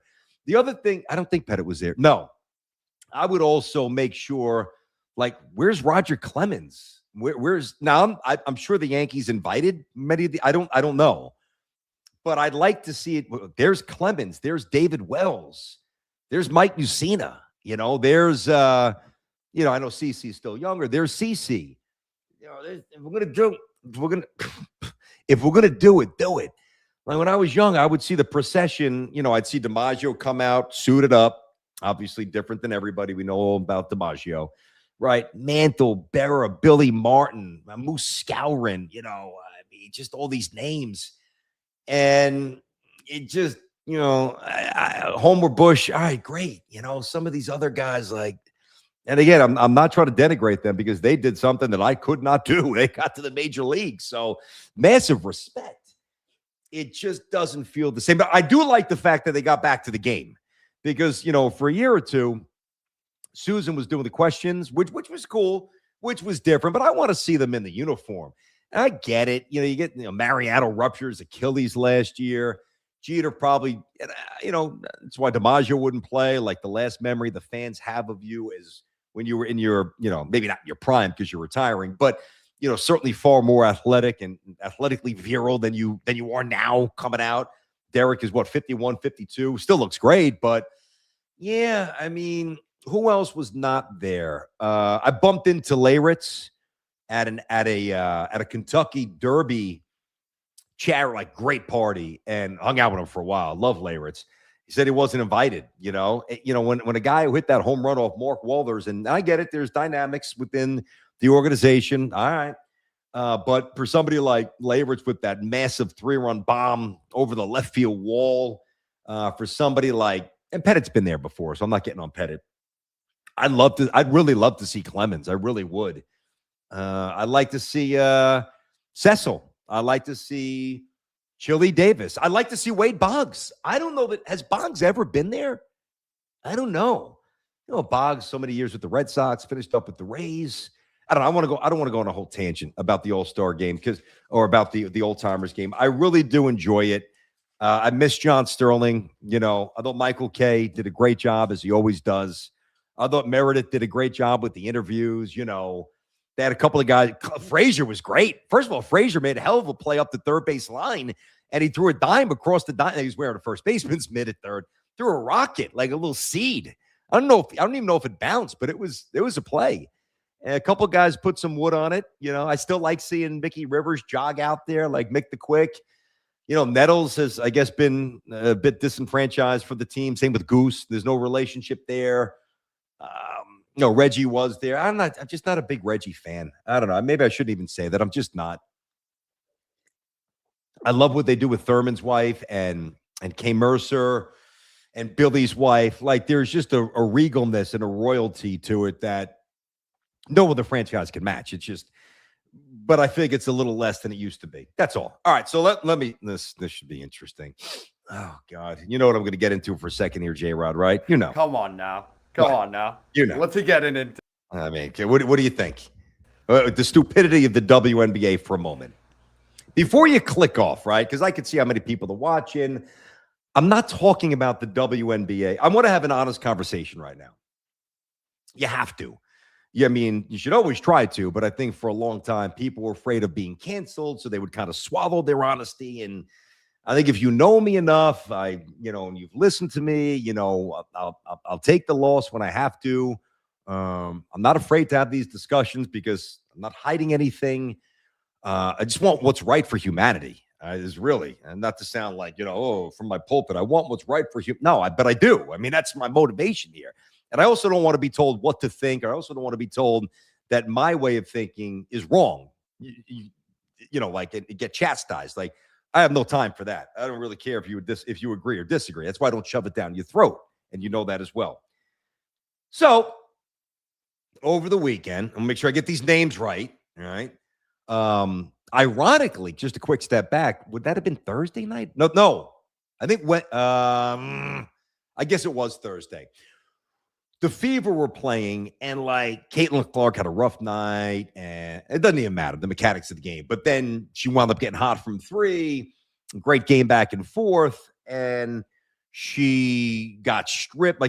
She got stripped on one play, and she didn't get a shot off the other play. And they went overtime. It was actually a pretty good game. It was mad. Right? You saw that, right? Of course. It was pretty good. It was good. And then over the weekend, of course, Sophie Cunningham is going for layup. She gets hammered from behind. It's called the flagrant one, and then it's quickly upgraded to a flagrant two. DeJounte Carrington, who is aggressive, who is a good player, who does have a penchant for chasing down plays from behind, blocking shots. Okay, right. Sophie, of course, gets hit in the face. There's no doubt it's a flagrant 2. There should be an immediate ejection. She's bloodied. I mean, the shots that she's absorbing, I mean, I don't even know why she plays anymore, quite frankly. She's an absolute warrior, right? But what 2 things can happen? So Stephanie White, who is the Fever's head coach, is sitting there and defends Carrington's actions, right? Talking about her level of compete, and this is the way she plays. She's gutless. She's got no spine. She's got no moral character because she's playing to the room is what she's doing. She's playing a role because now she's playing the wrong role. She should play the role as the head coach. Sitting up there, forget which player was to her right, but Caitlin was to her left. And you actually see at one point where Caitlin kind of like puts the towel over her face, whatever, as White is defending Carrington's actions. Like, the league it's pathetic. It's sad, right? What I wish Caitlin Clark would have done, and I know, she's only around, she's still young. Man, I wish that she would have challenged her coach right there. What are they going to do? Get rid of Caitlin Clark? They're going to cut her, right?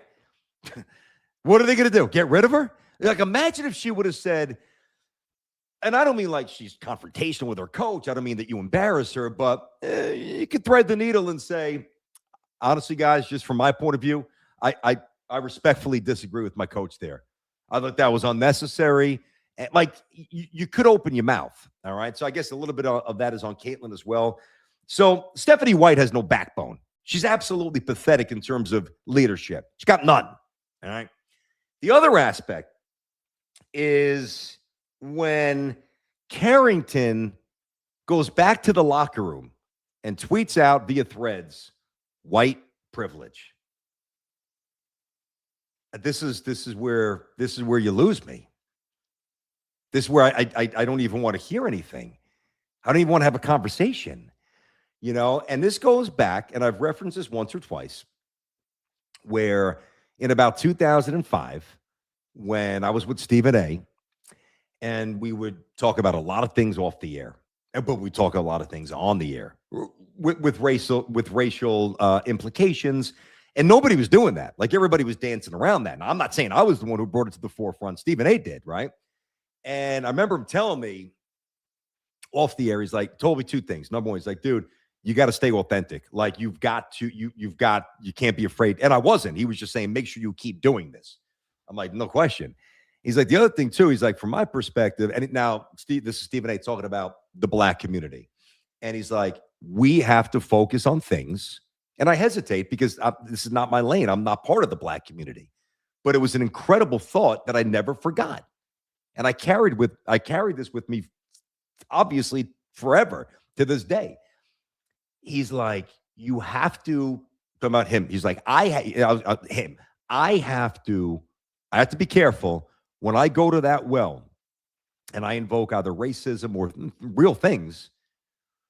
If I go to the well too often and it's not really true and it's not applicable, when just to get loud and to scream and to shout or to be divisive, which I know he screams, but he's not doing it to be divisive. Trust me.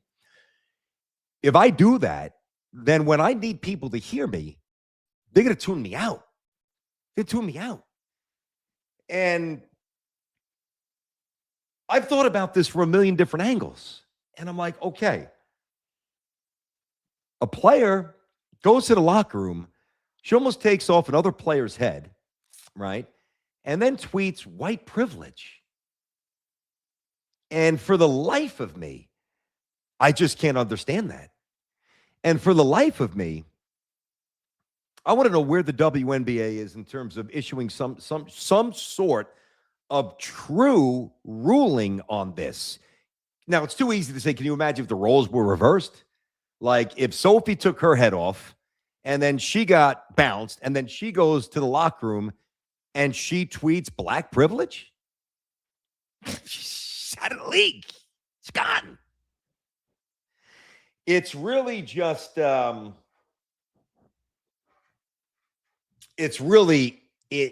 makes it impossible to respect the product.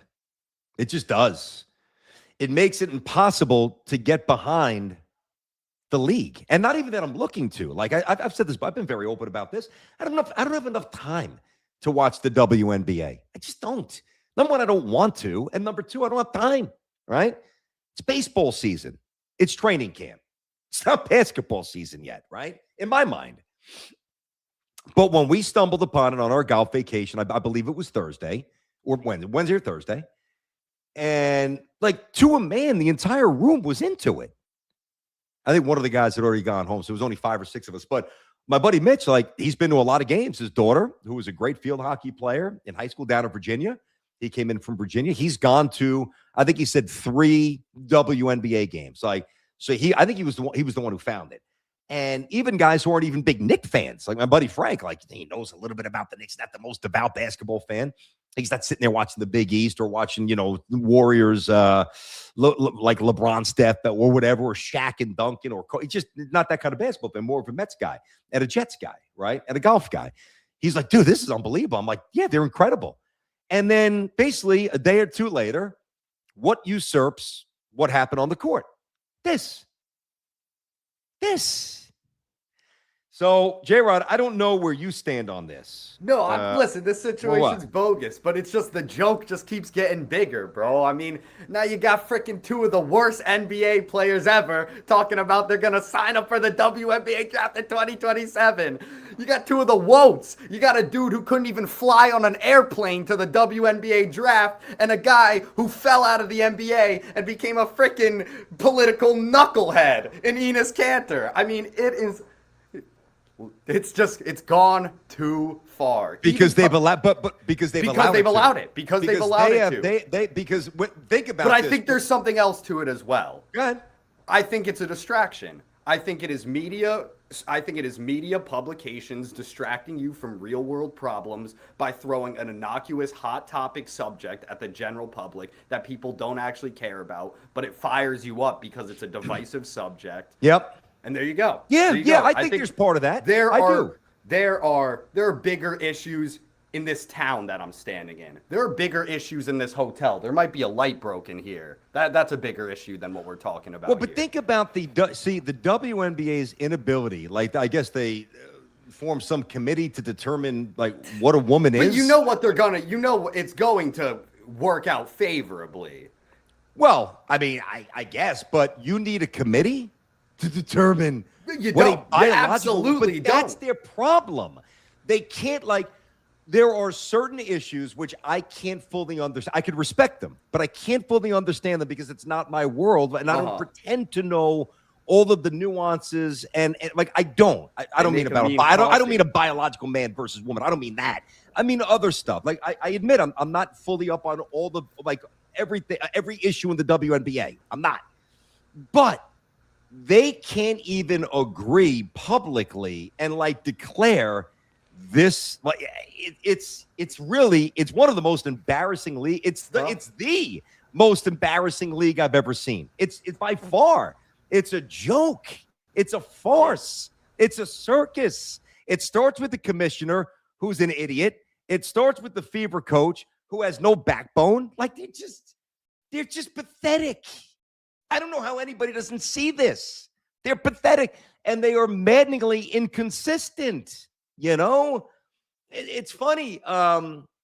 Coco said something very similar to what Sophie Cunningham said recently about, protecting young girls, right, in a locker room and not playing against biological men, right? So Sophie, not by all, I mean, by many she was revered, but by many she in the court of public vilified, right? Sophie hates transgenders. Sophie, that's not what she said, but okay.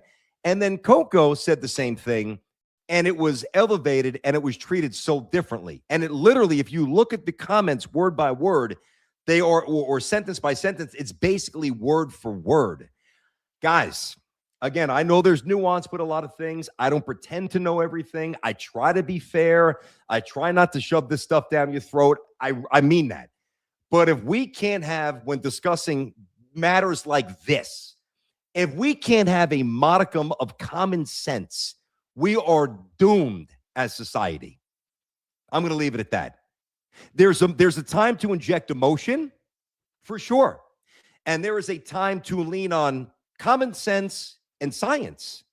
And the WNBA, more than any entity, for a while the IOC, whatever, more than anybody that I've ever seen, struggles with the two most basic components of running their league. It's crazy. So I'm done. I'm not here to preach, but really the thing that bothered me the most was, and I would say the same thing. And by the way, I did. So I am consistent with this because if you guys remember, I got all over Mike Brown. Remember when Mike Brown, Jay, you were with me at this point. Remember when Mike Brown was dapping up Draymond Green after the Knicks played in Golden State? Of course. Okay. And I crushed him because I'm like, whoa. And this is before the Knicks really started nicking. You know what I mean? They really started getting things together. And Draymond at that point had gone on his podcast 2, 3, 4 times and just taking shot, basically insinuating that Kat's a woman. Like, you know, I don't want to use the other word, the derogatory word. There's no need to, but you know what I mean. Basically, question his manhood. All right. And I'm sitting there saying, my God, if I'm Karl Anthony Towns and I look over and I see my head coach, who I'm not even like vibing with yet at that point in terms of the schematics, but then emotionally, he's hugging a guy who's just blasting me, you know, and how I play and what I stand for on his podcast, and he's dapping him up and he's hugging him. How am I going to have a relationship with that guy? Now, they figured it out, so I'm not saying that Stephanie White and Sophie and the others can't. I'm not saying that they can. I'm just saying that it's going to complicate things because what I said, go find it on the channel. What I said that day was, I get it. You've got a pre-existing relationship here. You coach, you were an assistant with Steve Kerr. You won. You know Draymond. You went to battle with him. And I would think if Draymond was a Knick or if I played with Draymond, I would love Draymond Green. He's just the kind of guy when you don't play with him, you're not a fan of his team, you don't like him as much, right? I get that. Kind of like Rodman, some other guys, right? But if that's the key, that's the relationship, do that in the tunnel.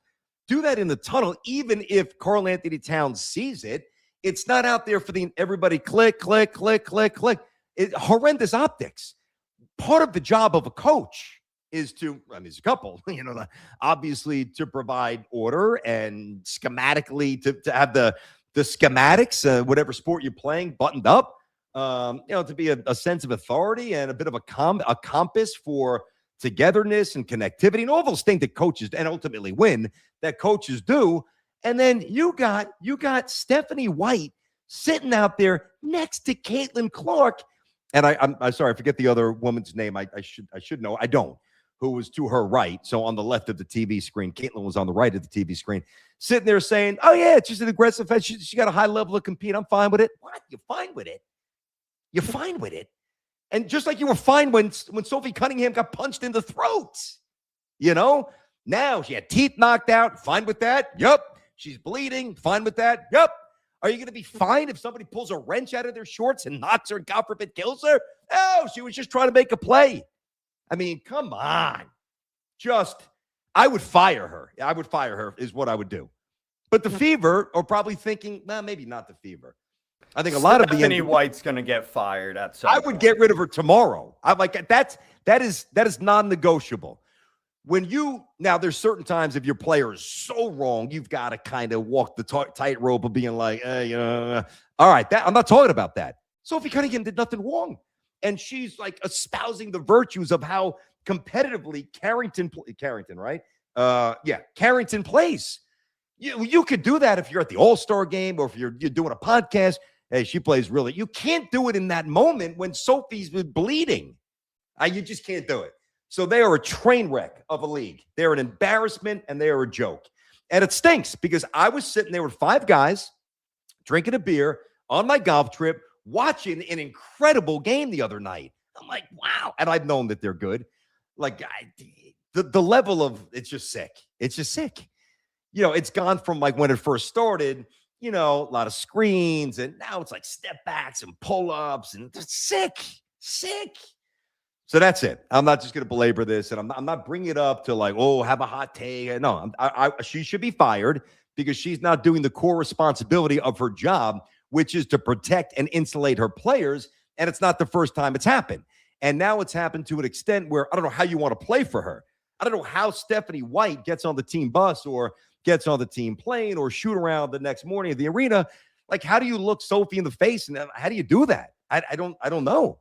You don't do it effectively, is what I'm saying. So that's a problem. All right, Jay.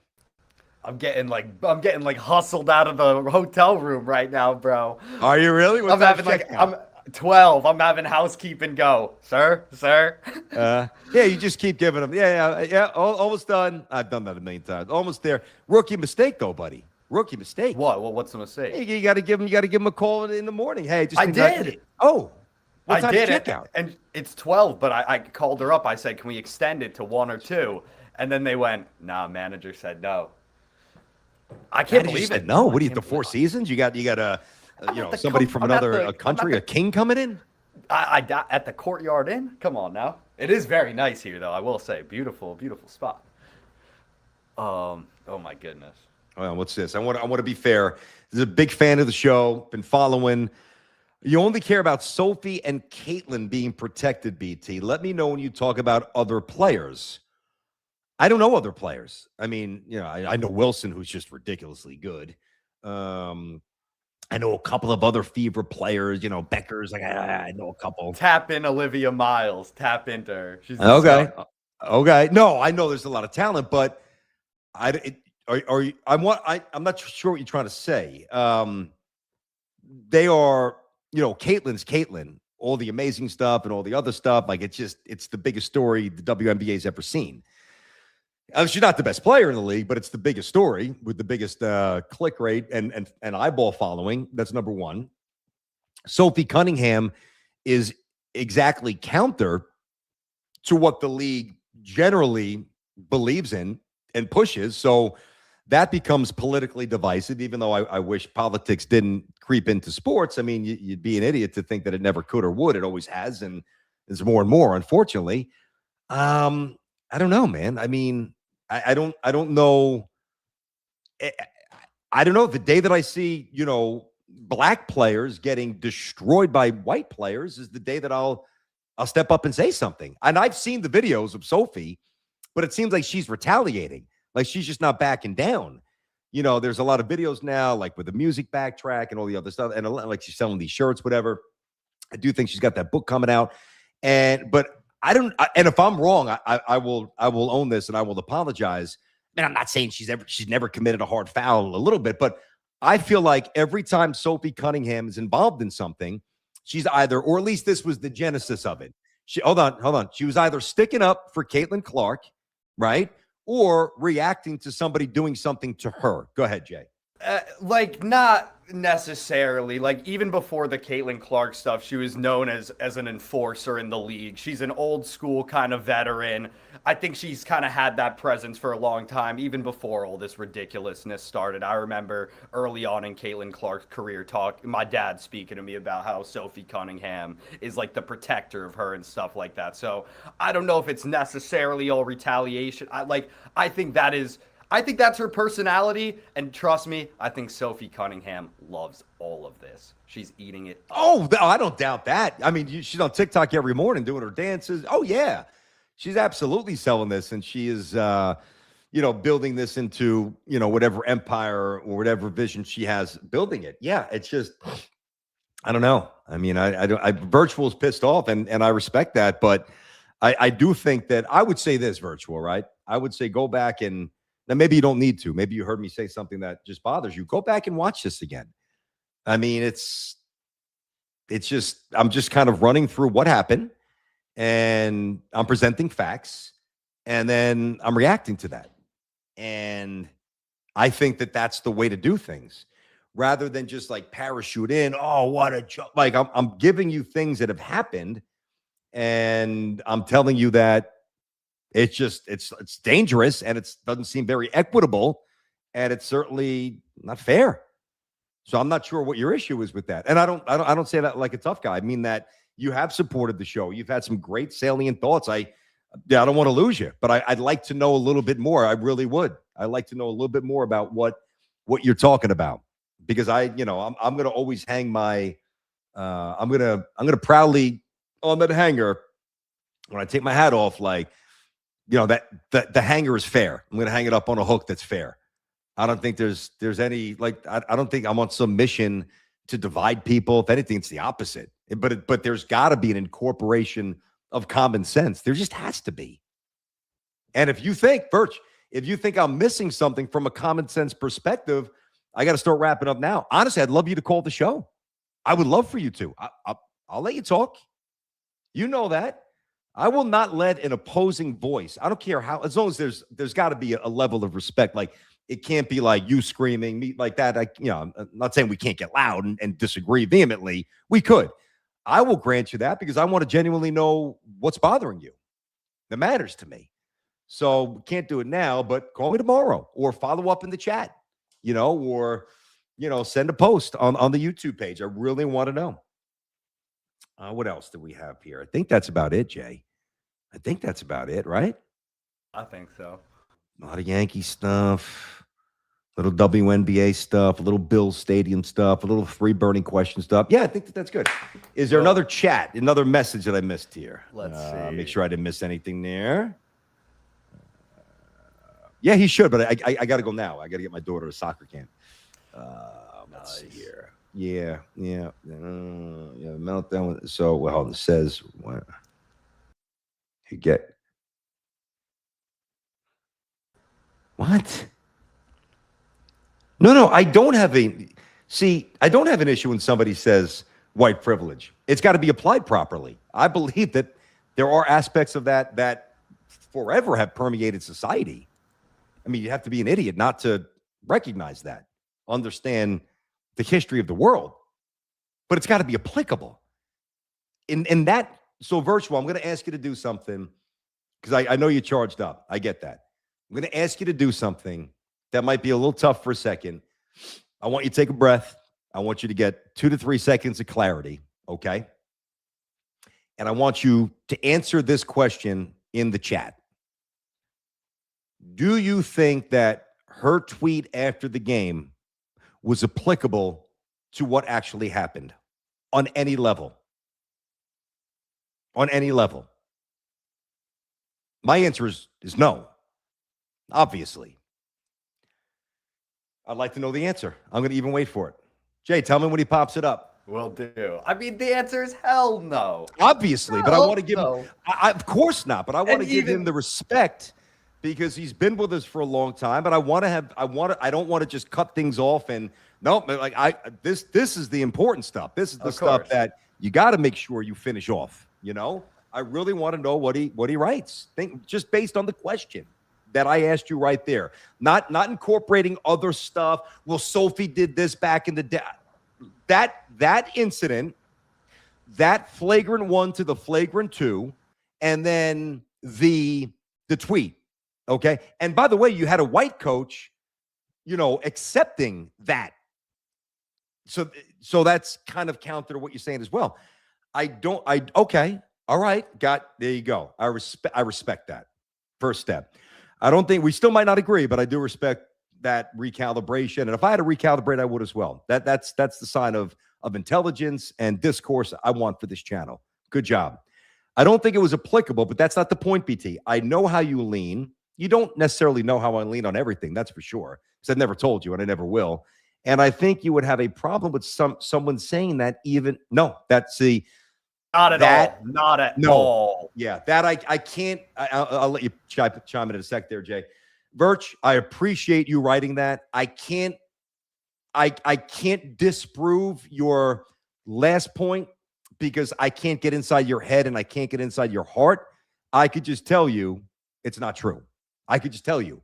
And there are examples, if you go back, it's not just with me and Stephen A. Other stuff in my career, you will see maybe a little bit more of a cross-section, a little bit more of a balance with certain things than you are willing to give me credit for now. I'm not looking for credit. I'm not trying to be some martyr. I would just push back on that last part. But I appreciate you writing that. I really do. Go ahead, Jay. No, that's not true. I mean, even I can find clips within the past 3 weeks where you've even spoken about white privilege in NFL circles and stuff like that. Maybe not permeating the current space as much, but that's ridiculous, bro. That's ridiculous. Yeah, I mean, we've talked about listen, we've talked about the quarterbacks, and I remember talking to Warren Moon. I actually remember talking to Warren Moon, who was an amazing college quarterback, and because he was black, had to go to the CFL, and then he wound up going to the NFL, the Oilers, when he was like 27, 28. Look at Warren Moon's numbers. Look at his numbers, and then understand his first 5 or 6 years, he was not accumulating stats because it was black quarterback. GM didn't want to do that. The league was different. Same with coaches, same with broadcasters. Things have changed. I'm not saying it's perfect. I'm not saying that at all. But to think that I don't acknowledge some of the things that are still going and certainly did go on is just not accurate. It's just not. So yeah, I'm not going to get worked up over. There's no need to get worked up over that. All right, man. Good stuff. Because listen, I have no problem having these conversations. You have to. One of the things about the channel is that when I came up with BT Unleashed, it's like, all right, free of limitations in terms of, how long I do the show, or no commercial breaks unless, when I go to the sponsors and it's on my own volition. I do it when I want. I take calls when I want. I don't have to stretch things out for 4 hours if I don't feel like there's anything there for 4 hours. Like, I could just shape my own show. And Unleashed is like, there's just no parameters. Like, it's same BT, but it's like BT without any real rules. But one of the rules that I will always adhere to on this channel is just a rule for humanity, and that's respect. But there's also common sense and there's honesty that is non-negotiable on my end as well. And you're not going to always agree with that stuff, and that's fine. And I'm not going to always agree with you. But to me, the important thing, and as you have civil discourse, is to eventually get to a point where we could agree to disagree. And even if it does become inflamed for a little bit, there's a mutual respect and an understanding. I hear you. Like, I hear you. And, there, you hear me? Like, there's, there's a difference. Yeah, I got you. Like, I hear you. I know what you mean. I hear you. So that's the other things at the channel. So if you're new, I don't reach for this stuff. But it's a big story. I mean, it really was. I think wasn't it probably the biggest story of the weekend? Easily. If you really think about it. I mean, I feel like the WNBA stuff has really become but it's weird because it's not about the game, so it's so strange to me. But it's become such a massive story, such a But yeah, I would say this weekend it certainly dominated. Did you see the Boston professional baseball team fired their coach 15 minutes before the game? No. Is this the women's league or men's league? Yes, the women's league. He said the most ridiculous thing. Why did they do this? What did she do wrong? It's a man. What did he do wrong? He started off 0-2, and they asked so sir, so how do you feel about the season? How are you going to get back on the winning column? And he goes, it doesn't matter. We all make the playoffs anyway. What? Really? Where are they playing their games up in Boston? Obviously not Fenway. Sure. Not college Fenway. It looks like a college thing, or even maybe like a not high school field, but like a smaller field like that. Yeah. People going, some attendance or no? Yeah, definitely. Okay. All right. Yeah. I still I was watching a little bit of the, and rightfully so, a couple of years ago, they introduced the Little League World Series softball, right? So, matter of fact, somebody that my son played with is on the Long Island team, really good ball player. He's I think 2 wins away from being in the Little League World Series for the boys, like going to Williamsport, and they won their first game up in Bristol, which is the fourth leg of it. You've got basically like the New Jersey team, the Rhode Island team, all the other teams from up there, the New York team, and then one of those teams, I believe, represents the Mid-Atlantic. I think is how it goes. And so we've been following him. But now I see on ESPN they've got the girls, and God, they're so good. It's ridiculous. All these athletes today, they're just so good. They're just so polished the way they swing. I mean, I shouldn't say all of them, but different than when I was coming up. That's for sure. There's a different level. Now, this is not necessarily a good thing, but there's the specialization, all the things that I will get into when we launch the youth content aspect of the channel coming up in the fall at the start of the football season. A lot of youth stuff that I've talked about, whether it's on Instagram or a little bit here that I'll do more thoroughly. But it's crazy how good these kids are. I mean, throwing gas, their mechanics are ridiculous. It's fun to watch. I was watching the girls yesterday. My daughter's 10, and she plays. She's like, "How old are these girls? 15, 16?" No. They're 11, 12, I think. I'm like, we got work to do, honey. All right. So Jay, have a great Monday, bud. Regular show tomorrow. Yes, I believe. Let me just see. I think. I don't think it would. Yeah, I mean, I'm sure I could. Let me just see if there's anything to the contrary. I think I'm going to hop on with Carlin a couple of days this week here on ESPN New York Radio. I'm going to do tomorrow from 11 to 12, and then I'm going to do Thursday from 11 to 12. So that we'll start a little bit early, and probably 8:40. Probably instead of 10, we'll probably go more like 8:45. Till about 10:45, and then I'm going to jump on with Carlin on ESPN 880 for an hour for 2 of the next 3 days, not counting today. So that won't really impact too much when we go on, but it'll be a little bit earlier, but I'll confirm that for you. So that's going to be a lot of fun. Got another episode of the Jets Collective. Training camp starting to ramp up. Games are coming full throttle. Lombard is up. I mean, it's college football is right around the corner. Good time. So J-Rod, have a great Monday. Get back from Maine. Are you driving? You don't seem like a driver at this point. Come on now. Bus? We hit it. I got the Bangor Airport in about 3 or 4 hours, hitting the airport, taking that flight back to Newark. You're flying? Oh, dude, it's an hour flight compared to a 7-hour drive. I don't mind driving, though. Yeah, it's 7 hours is kind of up there. That's 7 hours to Brooklyn? That's true. That's true. Fam. Did you notice a good 8, 10, 12-degree difference at night? Up there, 67 degrees at night here. It's gorgeous. I like that. Let me just say, Maine is in my future, I believe. Wow. Maine is in as long as I get that bread up. Live in a little cabin, be a recluse like some author, J.D. Salinger. I believe J.D. who wrote one of the all-time books. I think that J.D. was up in Maine. I believe he was in Maine, right? J.D. Salinger? I think he was. Maybe become an author. You do a little guitar. You grow some pot. You do the show. Bang, bang. Yeah, I love it up there, dude. Oh, by the way, I don't want to make you feel bad, but my son and his buddy went fishing on Saturday. No joke. They hauled in the pond. They hauled in, I think he had 27 and his buddy had 28. It was literally nonstop, dude. Nonstop. What, bro? Nonstop. Because I'm going in the river today, in like the main river. I'm going to try to find some trout, bass, or whatever. Nice. We shall see. Yeah, that's good.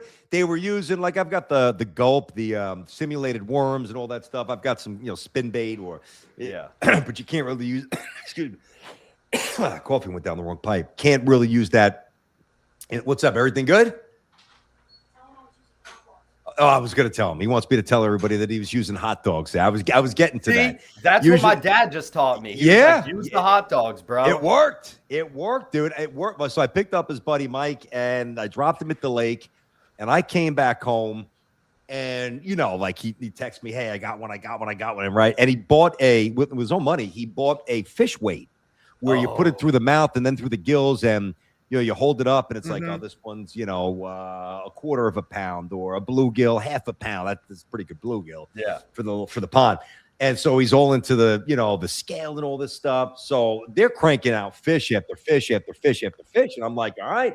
I got to jump in on the action. So they were hanging there for like 2 or 3 hours by themselves. And I knew I was going to drive Mike home.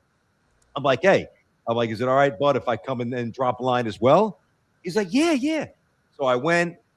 I got skunked for must have been the first 20 casts. Zip. Now I'm on my bait, right? Nothing.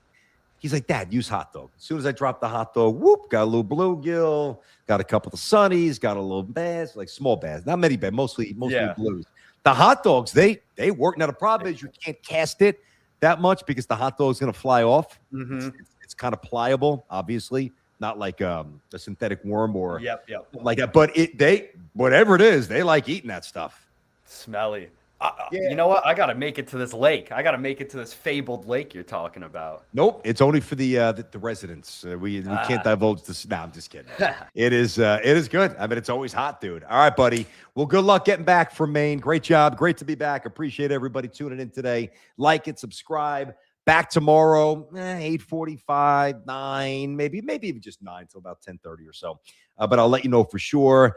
And J-Rod's going to cut up some stuff and get all the videos out there, and I appreciate the Discourse virtual. Hopefully, you hit me up tomorrow. Hopefully we can continue this conversation. I know I'm game for it. I seem to think that you are as well.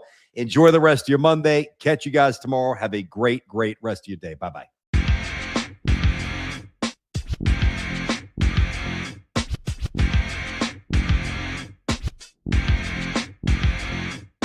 This is Unleash. Are you listening? Can you hear me? This is Unleash. Are you listening? Can you hear me? This is Unleash. Are you listening? Can you hear me? This is Unleash. Are you listening? Can you hear me? With your host, Brandon Tierney.